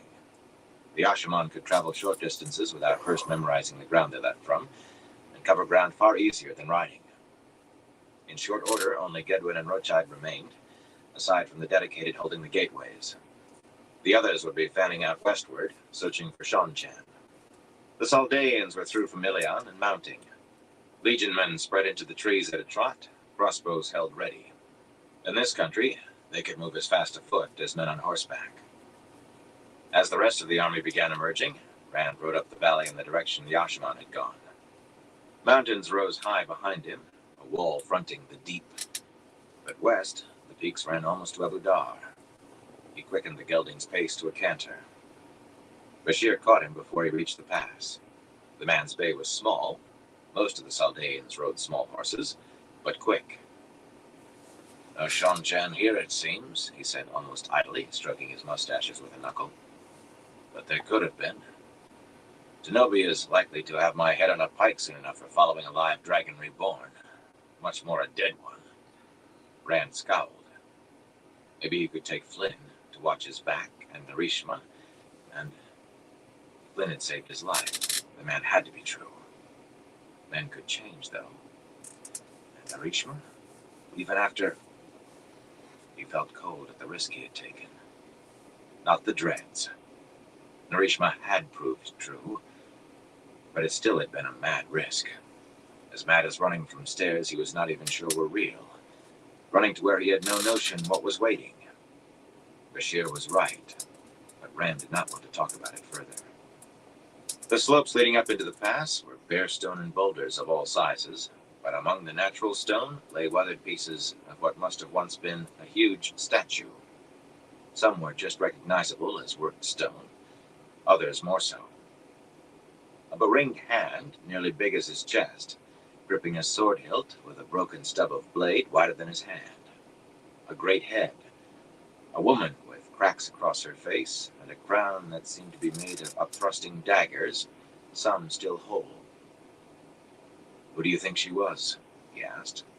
A queen, of course. Even if merchants or scholars had worn crowns in some distant time, only rulers and generals earned statues. Bashir twisted in his saddle to study the head before speaking. A queen of Shiota, I'll wager, he said finally. Not older. I saw a statue made in Aharon once, and it was so worn you couldn't say whether it was man or woman. A conqueror, they wouldn't have shown her with a sword. And I seem to recall Shiota gave a crown like that to rulers who expanded the borders. Maybe they called it the Crown of Swords, eh? A brown sister might be able to tell you more. It isn't important, Rand told him irritably. They did look like swords. Bashir went on anyway, graying eyebrows lowered, gravely serious. I expect thousands cheered her, called her the hope of Shiota. Maybe even believed she was. In her time, she might have been as feared and respected as Utter Hawkwing was later. But now, even the Brown sisters may not know her name. When you die, people begin to forget who you were and what you did or tried to do. Everybody dies eventually, and everybody is forgotten eventually. But there's no bloody point dying before your time comes. I don't intend to, Rand said sharply. He knew where he was meant to die, if not when. He thought he did. The corner of his eye caught motion, back down where bare stone gave way to brush and a few small trees. 50 paces away, a man stepped into the open and raised a bow, smoothly drawing fletchings to cheek. Everything seemed to happen at once. Snarling, Rand hauled Tie-Dye Shah around, watching the archer adjust to follow. He seized Saidin, and sweet life and filth poured into him together. His head spun. There were two archers. Bile rose in his throat as he fought wild, uncontrolled surges of the power that tried to sear him to the bone and freeze his flesh solid. He could not control them. It was all he could do to stay alive. Desperately, he fought to clear his sight, to be able to see well enough to weave the flows he could barely form, with nausea flooding him as strongly as the power. He thought he heard Bashir shout. Two archers loosed. Rand should have died. At that range, a boy could have hit his target. Maybe being Taviran saved him. As the archer let fly, a covey of gray-winged quail burst up almost at his feet, uttering piercing whistles. Not enough to throw off an experienced man, and indeed the fellow only flinched a hair. Rand felt the wind of the arrow's passage against his cheek. Fireballs the size of fists suddenly struck the archer. He screamed as his arm spun away, hand still gripping the bow. Another took off his left leg at the knee. He fell shrieking. Leaning out of his saddle, Rand vomited onto the ground. His stomach tried to heave up every meal he had ever eaten. The void inside Dean left with a sickening wrench. It was nearly more than he could manage not to fall. When he could sit upright again, he took the white linen handkerchief Bashir silently offered and wiped his mouth. The Saldaean frowned with concern, as well he might. Rand's stomach wanted to find more to spew out. He thought his face must be pale. He drew a deep breath. Losing Saidin that way could kill you. But he could still sense the source. At least Saidin had not burned him out. At least he could see properly. There was only one Davram Bashir. But the illness seemed a little worse each time he seized Saidin. Let's see if there's enough of this fellow left to talk, told Bashir. There was not. Rochad was on his knees, calmly searching through the corpse's torn, blood-stained coat. Besides his missing arm and leg, the dead man had a blackened hole as big as his head all the way through his chest. It was Egan Padros. His sightless eyes stared at the sky in surprise. Gedwin ignored the body at his feet, studying Rand instead, as cold as Rochad. Both men held Saidin. Surprisingly, Luz Theron only moaned.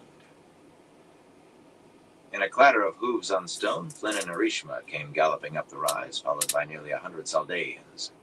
As they came Hey, close, scratching Rand a could feel the D-man. power in the grizzled old man Hell yeah. younger, maybe as much as they could hold. I They have had both leaped up in strength since the new one I started. That was the way they I'm getting Women seemed to gain smoothly. it's going a lot faster than I was expecting it to. Flynn was stronger than Gedwin or Rochide, either one, and Narishma not far behind. And then that's the last For the one time being, before there was no way to know how it would I end. start None came close one to of these matching ones. Rand, though. Not yet, anyway. There was no I way don't to tell know whether I should start the Reaper not the Dregs. or the It seems it's lady well with the decided Day to to follow you, Death my Lord Dragon. skull. Gedwin's voice assumed concern, just shy of mocking. Are you suffering from a tender stomach this morning? Rand just shook his head. He could not take his eyes from Padros' face. Why? Because he had conquered. I'm definitely glad you're doing all Because right, the man Scratching had been loyal D-man. to Lord Brand. Definitely appreciate you With a stopping loud by, exclamation, considering Rochard ripped a wash leather pouch from Padros' coat pocket and upended it. how late it is. Bright golden coins spilled onto the stony ground, bouncing and clinking. 30 crowns, he growled. Tarvalin crowns. No doubt who paid him. He smashed Nice. the coin and tossed it up for Rand, but Rand made no effort. Yeah, I could probably do it in about 3 or 4 days if I stayed there and like actually There's busted plenty of ass on Tarvalin it. coin to be found. Bashir But said calmly. I take him down in Half the men in this valley have a few in their pockets. a 40 I do myself.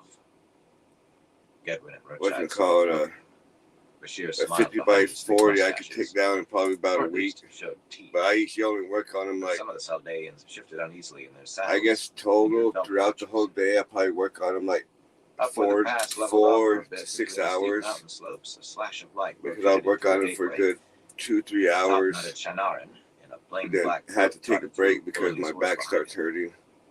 It appeared the first Then after a Chong-Chen while, had been get back on it. fought, not too far away if the man was back so quickly.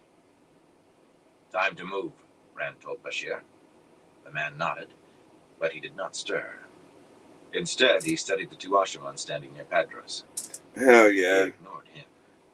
Scratch your What do we do D-man. with him? Gedwin demanded. Have to go there and give you a We'll have thumbs to up. send him back to the witches at least. Leave him, Rand replied. Are you ready to kill now? Luz Theron asked. He did not sound insane at all. Not yet, Rand thought. Soon. Digging his heels into Tidashar's flanks, he galloped back down toward his army. Dashiva and Flynn followed closely, and Bashir and the 100 Saldeans. There we go. They were all looking around as if they expected another attempt on his life. To the east, Oh shit, black 4 clouds hours were already? building among the peaks. Another Cimarros Nice. storm.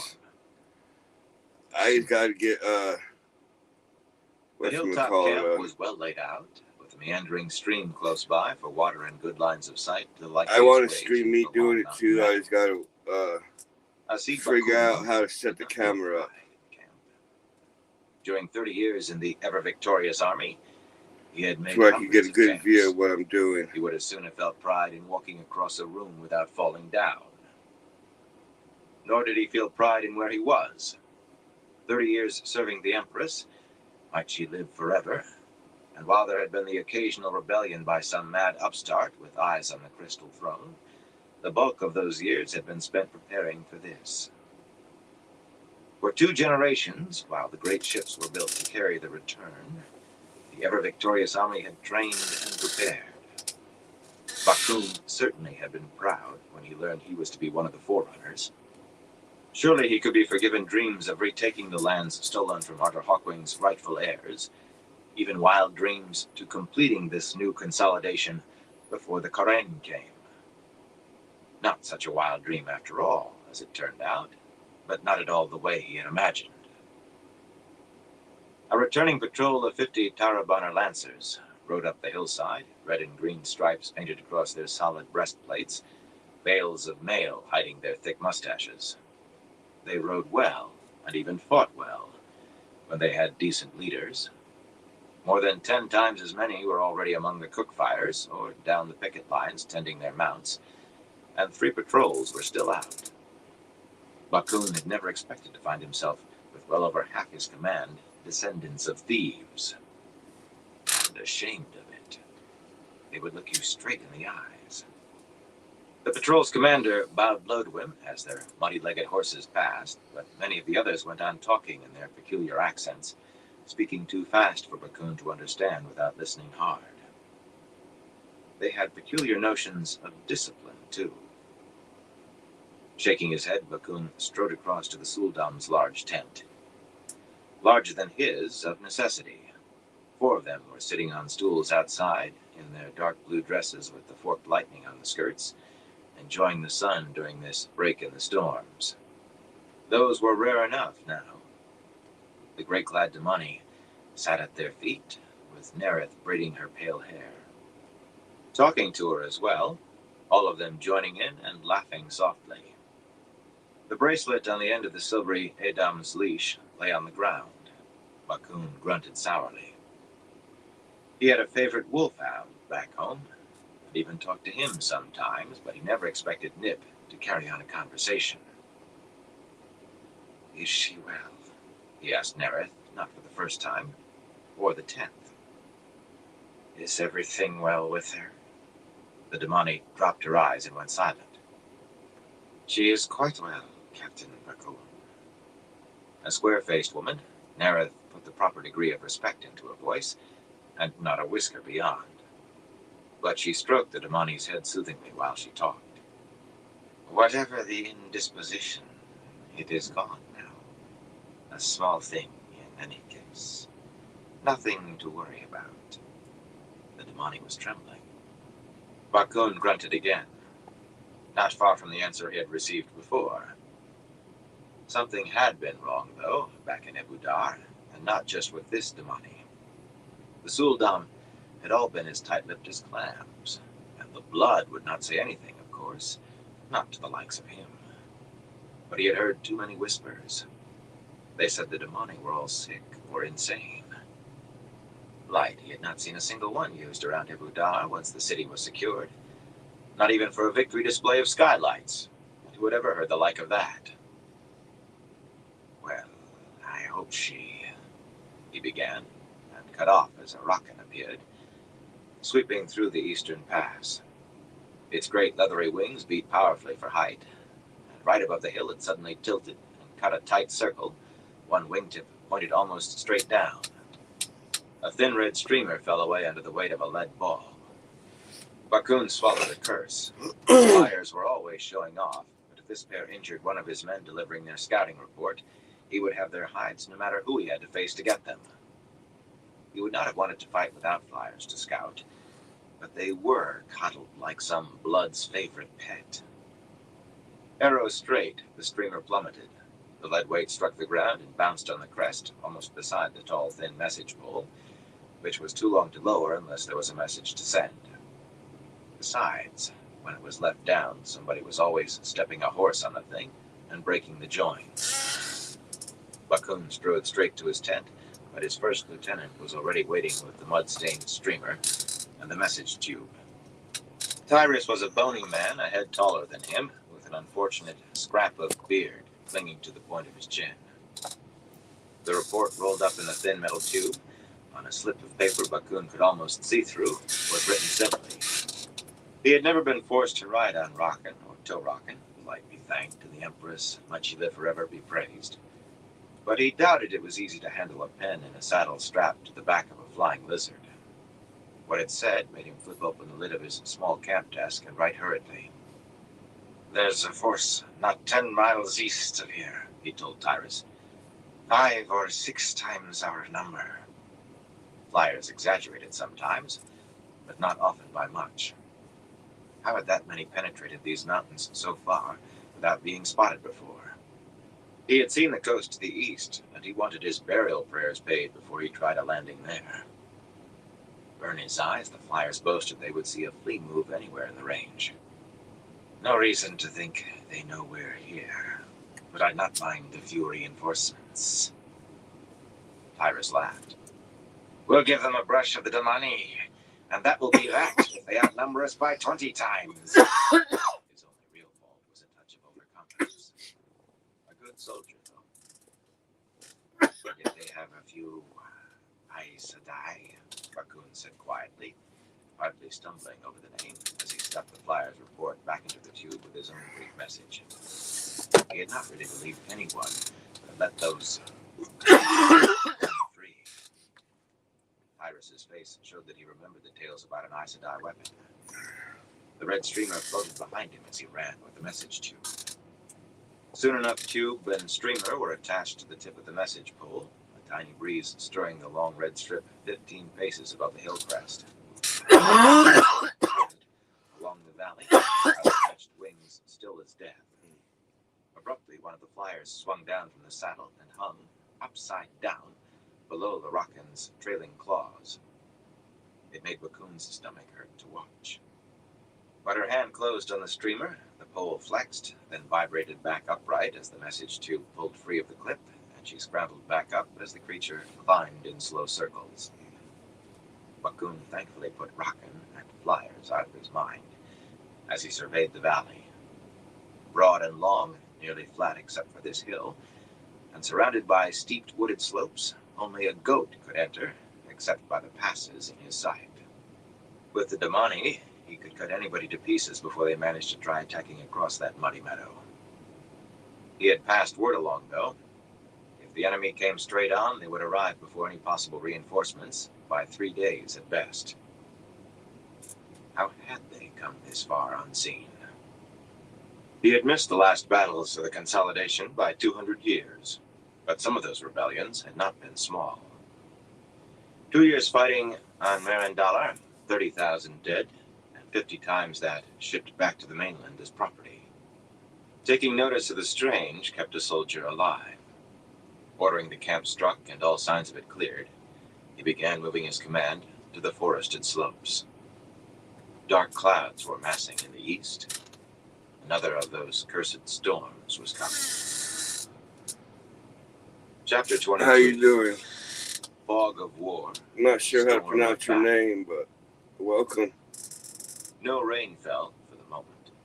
Rand guided Tie-Dye Shar around an uprooted tree lying across the slope and frowned down at a dead man sprawled on his back behind the tree trunk.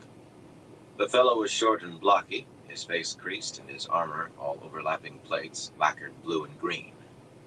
But staring sightlessly at the black clouds overhead, he looked a deal like Padros. Try to make everyone feel welcome when they come here.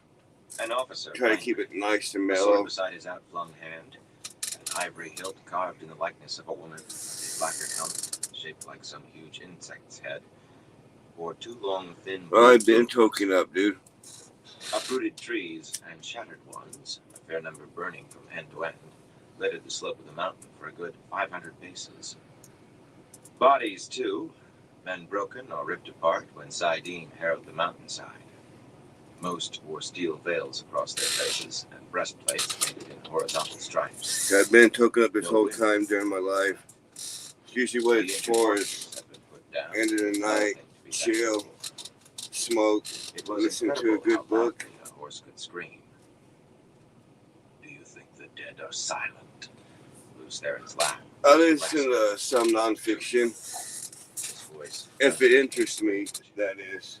The dead howl at me. Me too, Rand thought sadly. I can't afford to listen, but how do you shut them up? Luce Theron began weeping for his lost Ilyena. A great victory, Wyraman intoned behind Rand. Then if I could find some good ones, I probably would. The old ways are best. Mud liberally. I like stuff like that. Surprisingly, Wyraman appeared as pristine as he had back on the Silver Road. Like unsolved His helmet and mysteries, armor showed. weird stuff like that. He managed. The Tarabanish charged at the end, lances and Oh, yeah. swords against the one power, and Wyraman had led his own charge to break them. Without orders, and followed by every tyrant save the defenders, even a half-drunk Torian, surprisingly.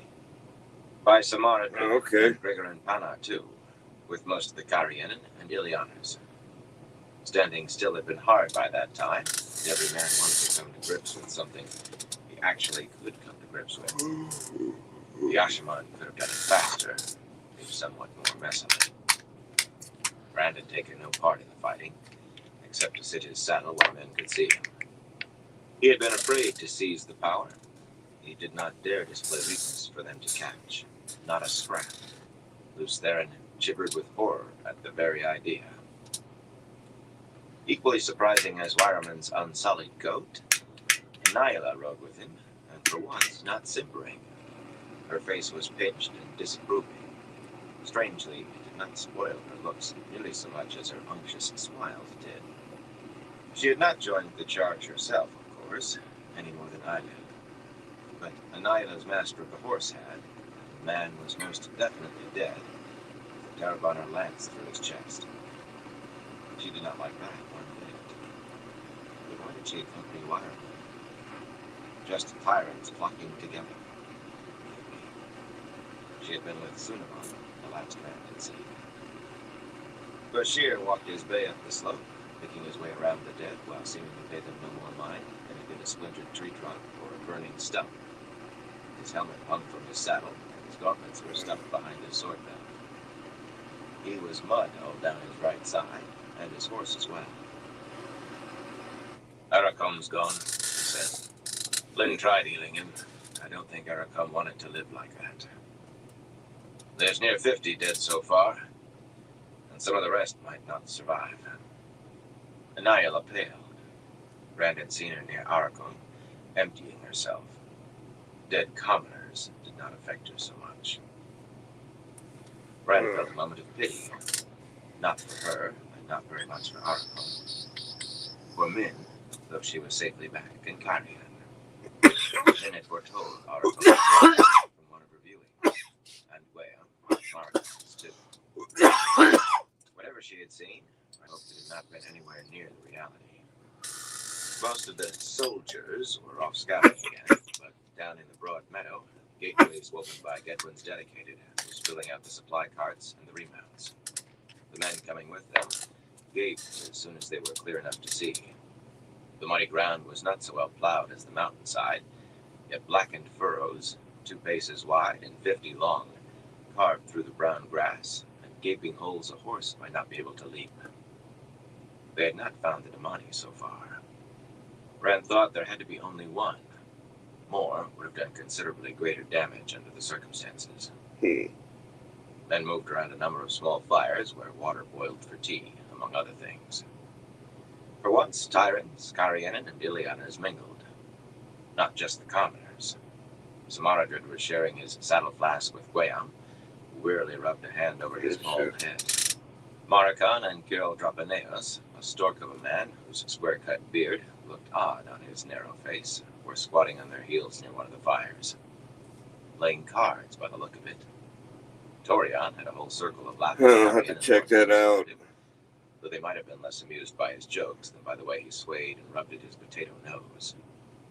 The Legion men kept apart, but they had taken in the volunteers who had followed Padros to the Banner of Light. That lot seemed more eager than anyone since learning how Padros died. Blue-coated Legion men were showing them how to change direction without falling apart like a gaggle of geese. Flynn was among the wounded with Adley and Moore and Hopwell. Narishma could heal little more than minor cuts, no better than Rand.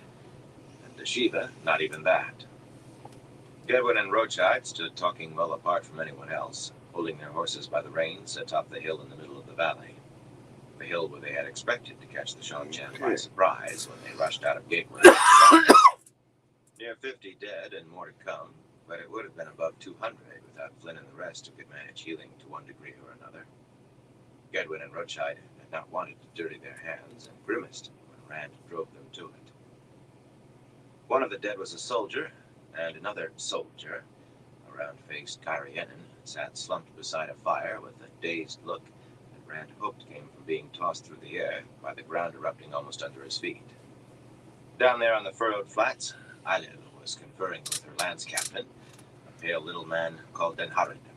Their horses stood nearly touching, and occasionally they looked up the mountain toward Rand. Were they scheming? We'll do better next time, Bashir murmured. He ran his gaze around the valley, then shook his head. The worst mistake is to make the same one twice, and we won't. Wireman heard him and repeated the same thing, but using 20 times the words, and flowery enough for a garden in spring. without admitting there had been any mistakes, certainly on his part. He avoided Rand's mistakes with equal adroitness. Rand was out of sight. They knew better. They had to, unless they wanted to leave half his men buried in these mountains. Right then, he was wondering what to do with the prisoners. Most of those who escaped death on the mountainside had managed to withdraw through the trees that remained standing. With amazingly good order, considering, Bashir claimed. Yet they were unlikely to be much threat now. Not unless they had the Damani with them. But 100 or so men sat huddled on the ground, stripped of weapons and armor, under the watchful eyes of 24 mounted companions and defenders. Tarabanners for the most part. They had not fought like men driven to it by conquerors. A fair number held their heads up and jeered at their guards. Gedwin had wanted to kill them after putting them to the question.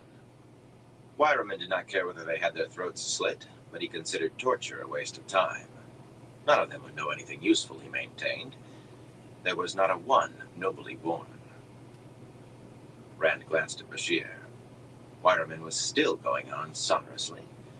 Sweep these mountains clean for you, my Lord Dragon. We'll trample them beneath our hooves, and... Anayala was nodding grim approval. 6 up and half a dozen down, Bashir said softly. He scraped mud from one of his thick mustaches with a fingernail. What do some of my tenants say? What you gain on the swings, you lose on the roundabouts. What in the light was a roundabout? A great help that was. And then one of Bashir's patrols made matters worse. The 6 men came prodding a prisoner along the slope ahead of their horses with the butts of their lances. She was a black-haired woman in a torn blue dress with red panels on the breast and skirts bearing forked lightning. Her face was dirty too and tear-streaked. She stumbled and half fell, but the prodding was more gesture than actual touching. She glared scornfully at her captors, even spitting once. She sneered at Rand, too. Did you hurt her? He demanded. A strange question, perhaps, about an enemy after what had happened in this valley. About a Suldam. Popped out. Not any of us, my Lord Dragon, the gruff-faced patrol leader said. We found her like this. Scratching his chin through a black flowing beard, he eyed Bashir as if for support. She claims we killed her Jilla. A pet dog or cat or some such, the way she carries on. Her name's Nerith. We got that much out of her. The woman turned and snarled at him again. Be right back. Rand sighed. Not a pet dog. No, that name did not belong on the list. He could hear the litany of names reciting itself in his head, and Jilla the Damani was there. Luce Theron moaned for his Ilyena. Her name also was on the list. Rand thought it had a right. This is a Shanshan Aes Sedai? Anayala asked suddenly, leaning over the pommel of her saddle to peer hard at Nerith. Nerith spat at her as well, eyes widening in outrage. Rand explained the little he knew of Suldam, that they controlled women who could channel with the aid of a leash and collar Terangrial, but could not themselves channel. And to his surprise, the dainty, simpering high lady said coldly, If my Lord Dragon feels constrained, I'll hang her for him. Nerith contemptuously this time. No shortfall of courage there. No, Rand growled. Like the things people would do to get on his good side. Or maybe Anayala had been closer to her master of the horse than was considered proper. The man had been stout and balding, and a commoner. That counted heavily with Tyrants. But women did have strange tastes in men. He knew that for a pure fact. As soon as we're ready to move again, he told Bashir, turn the men down there loose. Taking prisoners along when he launched his next attack was out of the question, and leaving 100 men, 100 now, more later for sure. Leaving them to follow with the supply carts risked 50 kinds of mischief. They could cause no trouble left behind. Even the fellows who had gotten away on horseback could not carry a warning faster than he could travel. Bashir shrugged faintly. He thought it might be so. But then again, there was always the odd chance. Strange things happened, even without a Taviran around. Wireman and Anila opened their mouths almost together, faces set in protest, but Rand pressed on. I've spoken, and it's done. We'll keep the woman, though, and any more women we capture. But not so, Wireman exclaimed. Why? The man appeared dumbfounded, and for that matter, Bashir gave a startled jerk of his head. Anila's mouth twisted in contempt before she managed to turn it to a simpering smile for the Lord Dragon. Plainly, she thought him too soft to send a woman off with the others. They would have hard walking in this terrain, not to mention short rations, and the weather was not weather to turn a woman out in. I have enough Aes Sedai against me without sending Sul'dam back to their trade, he told them. The Light knew that was true. They nodded, if Wireman was slow about it. Bashir looked relieved, and Nyla disappointed. But what to do with the woman, and any more he captured? He did not intend to turn the Black Tower into a prison. The Aiel could hold them, except that the Wise Ones might slit their throats the moment his back was turned. What about the sisters that Matt was taking to Camelin with Elaine, though? When this is done, I'll hand her over to some Aes Sedai I choose. They might see it as a gesture of goodwill, a little honey to sweeten their having to accept his protection. No sooner were the words out of his mouth than Nereth's face went dead white, and she screamed at the top of her lungs. Howling without cease, she flung herself down the slope, scrabbling over downed trees, falling and scrambling back up. Bloody... Catch her! Rand snapped, and the Saldaean patrol leaped after the woman, jumping their mounts across the tree-littered slope, careless of broken legs and necks. Still wailing, she dodged and darted among the horses with even less care. In the mouth of the easternmost pass, a gateway opened in a flash of silver light. A black-coated soldier pulled his horse through, jumped to the saddle as the gateway winked out, and put his mount to a gallop toward the hilltop where Gedwin and Rochide waited. Rand watched impassively. In his head, Lews Therin snarled of killing all the Ashaman before it was too late. By the time the three of them started up the slope toward Rand, four of the Saldaeans had Nereth down on the ground, binding her hand and foot. It took four, the way she thrashed and bit at them, and an amused Bashir was offering odds on whether she might not overcome them instead. Anila muttered something about cracking the woman's head. Did she mean cracking it open? Rand frowned at her. The soldier between Gedwin and Rochide glanced at Nereth uneasily as they rode past. Rand vaguely remembered seeing him at the Black Tower, the day he first handed out the silver swords and gave Taim the very first dragon pin. He was a young man, Varl Nensen by name, still wearing a transparent veil to cover his thick mustaches. He had not hesitated when he found himself facing his countrymen, though. Allegiance was to the Black Tower and the Dragon Reborn. Now, so Taim always said, the second part of that always sounded an afterthought. You may have the honor of making your report to the Dragon Reborn, Soldier Nensen, Gedwin said, wryly. Nensen sat up straight in his saddle. My Lord Dragon, he barked, slapping fist chest. There's more of them about 30 miles west, my Lord Dragon. 30 miles was as far as Rand had told the scouts to go before returning. What good if one soldier found Shonchan and kept moving ever farther west? Maybe half what we're here, Nensen went on. And his dark eyes flickered toward Nereth again. She was tied now, the Saldaeans struggling to get her over a horse. And I saw no sign of women, my Lord Dragon. Bashir squinted at the sky. Dark clouds lay in a blanket from mountain peak to mountain peak, but the sun should still be high.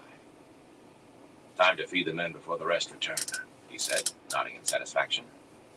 Nereth had managed to sink her teeth into a Saldaean's wrist and was hanging on like a badger. Feed them quick, Rand said irritably. Would every Sul'dam he captured be as difficult? Very likely. Right, what if they took a Damani? I didn't want to spend all winter in these mountains. Jilla the Damani. He could not erase a name once it went onto that list. The dead are never silent, Lews Therin whispered. The dead never sleep. Rand rode down toward the fires. He did not feel like eating. From the point of a thrusting shoulder of stone, Furik Karid carefully studied the forested mountains rising all around him, sharp peaks like dark fangs. His horse, a tall, dappled gelding, stiffened his ears as though catching a sound he had missed. But otherwise, the animal was still. Every so often, Karid had to stop and wipe the lens of his looking glass. A light rain fell from a gray morning sky. His helmet's 2 black plumes were bent over instead of standing straight, and water ran down his back. A light rain compared to yesterday, anyway, and probably compared to tomorrow. Or this afternoon, perhaps. Thunder rumbled ominously in the south. Karid's concern had nothing to do with weather, though. Below him, the last of 2,300 men snaked through the winding passes, men gathered from 4 outposts, well-mounted, reasonably well-led, yet a bare 200 were Shanchan, and just 2 besides himself were the red and green of the guard. Most of the remainder were Taraboners. He knew their mettle, but a good third were Amadisians and Altarans, too new to their oaths for any to be sure how they would stand up. Some Altarans and Amadisians had switched allegiance 2 or 3 times already. Tried to, anyway. People this side of the Arth Ocean had no shame.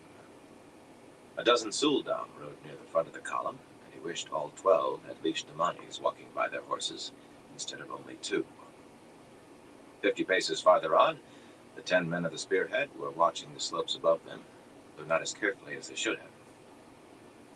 Too many men who rode spearhead relied on the forward scouts to find any dangers. Karid made a note to speak to them personally. They would do their duties properly after that, or he would send them to the labor levies. A Rakan appeared in the east ahead, skimming low over the treetops, twisting and turning to follow the curves of the land like a man running his hand down a woman's back. Peculiar. Marat Rakan, flyers, always liked to soar high unless the sky was actually full of lightning. Karid lowered the looking glass to watch. "Maybe we'll finally get another scouting report," Jadranka said.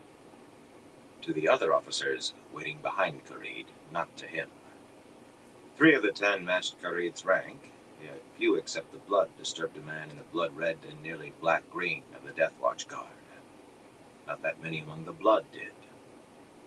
According to the tales he had heard as a child, one of his ancestors, a noble, had followed Luthe Payandrag to Shanchan at Otter Hawkwing's command. But 200 years later, with only the north secure, another ancestor tried to carve out a kingdom of his own, and ended sold from the block instead.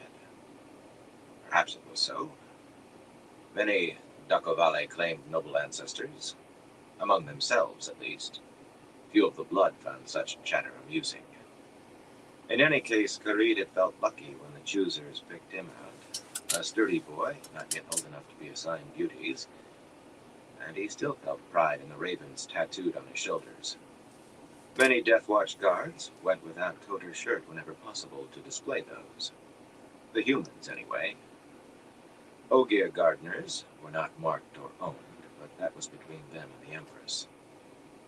Karid was Dakovale, and proud of it, like every man in the guard, the property of the Crystal Throne, body and soul. He fought where the Empress pointed, and would die the day she said die. To the Empress alone did the guard answer, and where they appeared as her hand, a visible reminder of her. No wonder that some among the blood could become uneasy watching a detachment of guardsmen pass. A far better life than mucking out a lord's stables or serving cough to a lady. But he cursed the luck that had sent him into these mountains to inspect the outposts. The Rakan darted on westward, the 2 flyers crouched low in their saddle. There was no scouting report, no message for him. Furik knew it was his imagination, but the creature's long, outstretched neck somehow looked anxious. Had he been anyone else, he might have been anxious too. There had been few messages for him since his orders 3 days ago to assume command and move east. Each message had thickened the fog more than cleared it. The locals, these Altarans, had moved into the mountains in force, it seemed, but how? The roads along the northern border of this range were patrolled and watched nearly to the border of Ilion by flyers and Marat Torm, as well as horse-mounted parties. What could have made the Altarans decide to show so many teeth? To stand together? A man might find himself in a duel for a look, though they had begun to learn challenging a guardsman was just a slower way of cutting your own throat. But he had seen nobles of this so-called nation trying to sell each other and their queen for the mere suggestion that their own lands might be protected and perhaps those of their neighbor added to them. Natick, a big man with a deceptively mild face, twisted in his saddle to watch the ruckin. "I don't like mushing blind," he muttered. "Not when the Altarans have managed to put 40,000 men up here. 40 at least." Jadranka snorted so hard that his tall white gelding shifted. Jadranka was the senior of the 3 captains behind Kareed, having served as long as Kareed himself. A short, thin man with a prominent nose and such airs, you might have thought him of the blood. That horse would stand out at a mile. 40,000 or 100, Nanook. They're scattered from here to the end of the range, too far apart to support one another. Stab my eyes. Likely half are dead already. They must be tangling with outposts everywhere. That's why we aren't getting reports. We're just expected to sweep up the remnants. Kareed swallowed a smile. He had hoped Jadranka was not a fool atop his airs. Praise of victors spread quickly, whether they were an army or half a banner. It was the rare defeats that were swallowed in silence and forgotten. So much silence was ominous.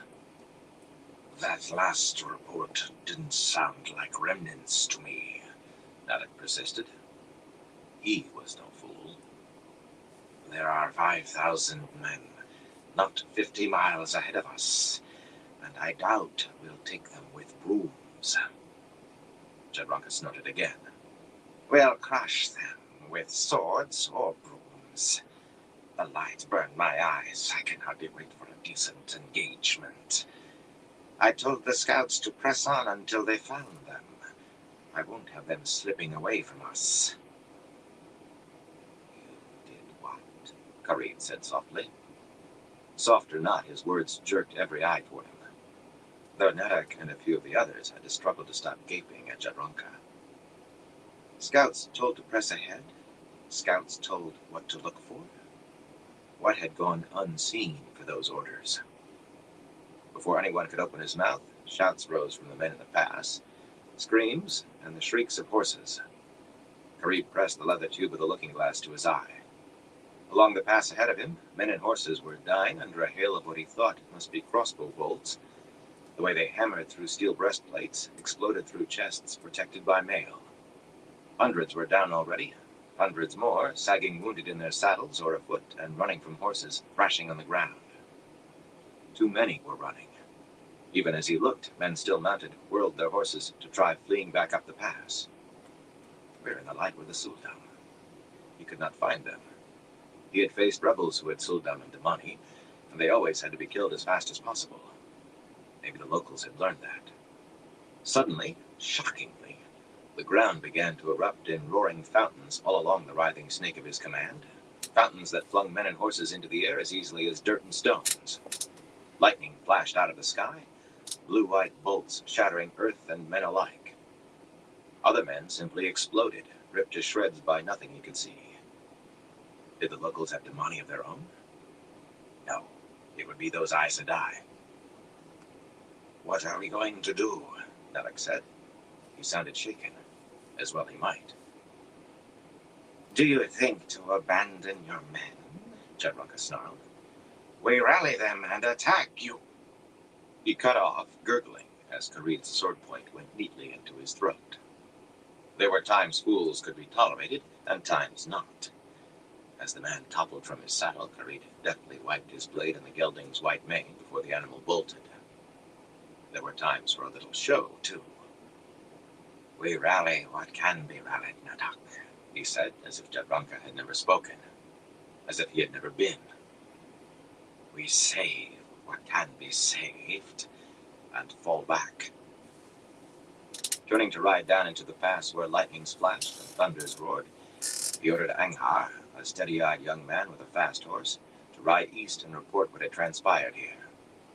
Perhaps a flyer would see, and perhaps not, though Kareed suspected he knew why they flew low now. He suspected the High Lady Seraph and the generals in Abu Dar already knew what was occurring up here too. Was today the day he died for the Empress? He dug his heels into his horse's flanks. From the flat, thinly treed ridge, Rand peered westward over the forest before him. With the power in him, life is so sweet, vileness, oh so vile. He could see individual leaves, but it was not enough. Tidashar stamped a hoof. The jagged peaks behind, to either side, and all around, overtopped the ridge by a mile or more. But the ridge stood well above the treetops below, a rolling wooded valley over a league in length and nearly as wide. All was still down there, as quiet as the void he floated in. Quiet for the moment, anyway. Here and there plumes of smoke rose from where 2 or 3 trees in a clump burned like torches. Only the general wet stopped them turning the valley into a conflagration. Flynn and Deshiva were the only Ashaman still with him. All the rest were down in the valley. The pair stood a little way from him at the edge of the trees, holding their horses by the reins and staring at the forest below. While Flynn stared as intently as Rand himself. Deshiva glanced occasionally, twisted his mouth, sometimes muttering to himself, in a way that made Flynn shift his feet and eye him sideways. The power filled both men, nearly to overflowing, but for a change, Lews Therin said nothing. The man seemed increasingly to have gone back into hiding over the last few days. In the sky, there was actually sunlight, and the scattered clouds were gray. It was 5 days since Rand had brought his small army to Altara. 5 days since he had seen his first Shon-Chen dead. He had seen quite a few since. Thought slid across the surface of the void. He could feel the heron branded into his palm, pressing against the dragon scepter through his glove. Silent. There were none of the flying creatures to be seen. 3 of those had died, slashed from the sky by lightning, before their riders learned to stay clear. Bashir was fascinated by the creatures. Quiet. Perhaps it is finished, my Lord Dragon.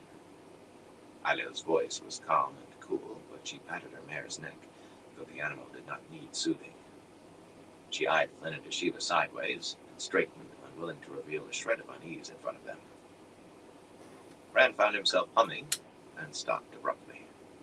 That was Lews Therin's habit, looking at a pretty woman, not his. Not his. Light, he started taking on the fellow's mannerisms, and when he was not there at that... Abruptly, hollow thunder boomed up the valley. Fire fountained out of a tree a good 2 miles away or more. Then again, and again, again. Lightning streaked down into the forest not far from where the tall flames had bloomed, single slashes like jagged blue-white lances.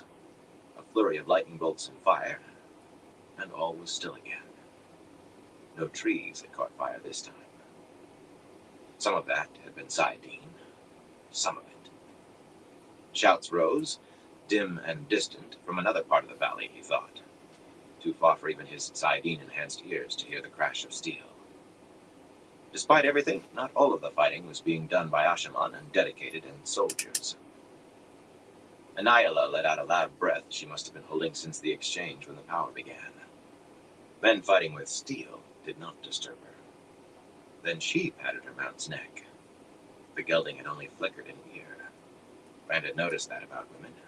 Quite often, when a woman was agitated, she tried to soothe others, whether they required soothing or not. A horse would do. Where was Lews Therin? Irritably, he leaned forward to study the forest canopy again. A good many of those trees were evergreens, oak and pine and leatherleaf, and despite the late drought, they made an effective screen, even to his intensified vision. As if idly, he touched the narrow bundle under his stirrup leather. He could take a hand and strike blindly. He could ride down into the woods and be able to see 10 paces at most.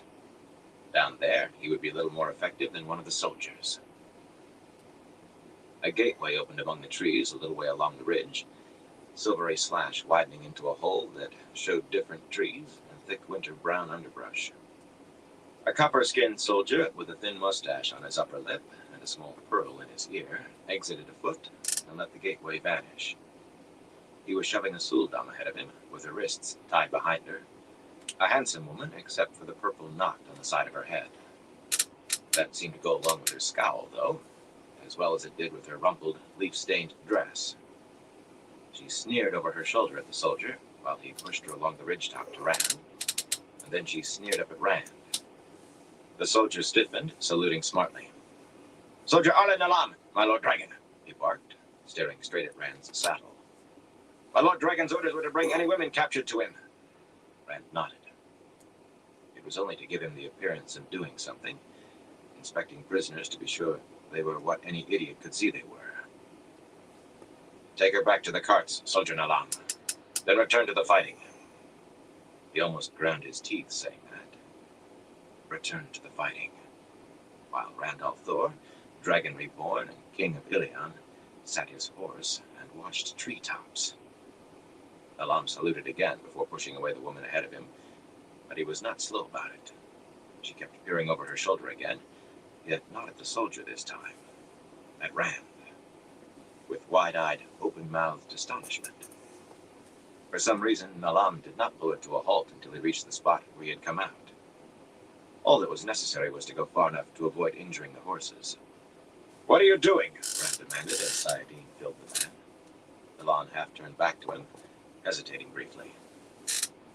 "It seems easier here. If I use a place I've already made a gateway, my Lord Dragon. Sayadine feels strange to me here."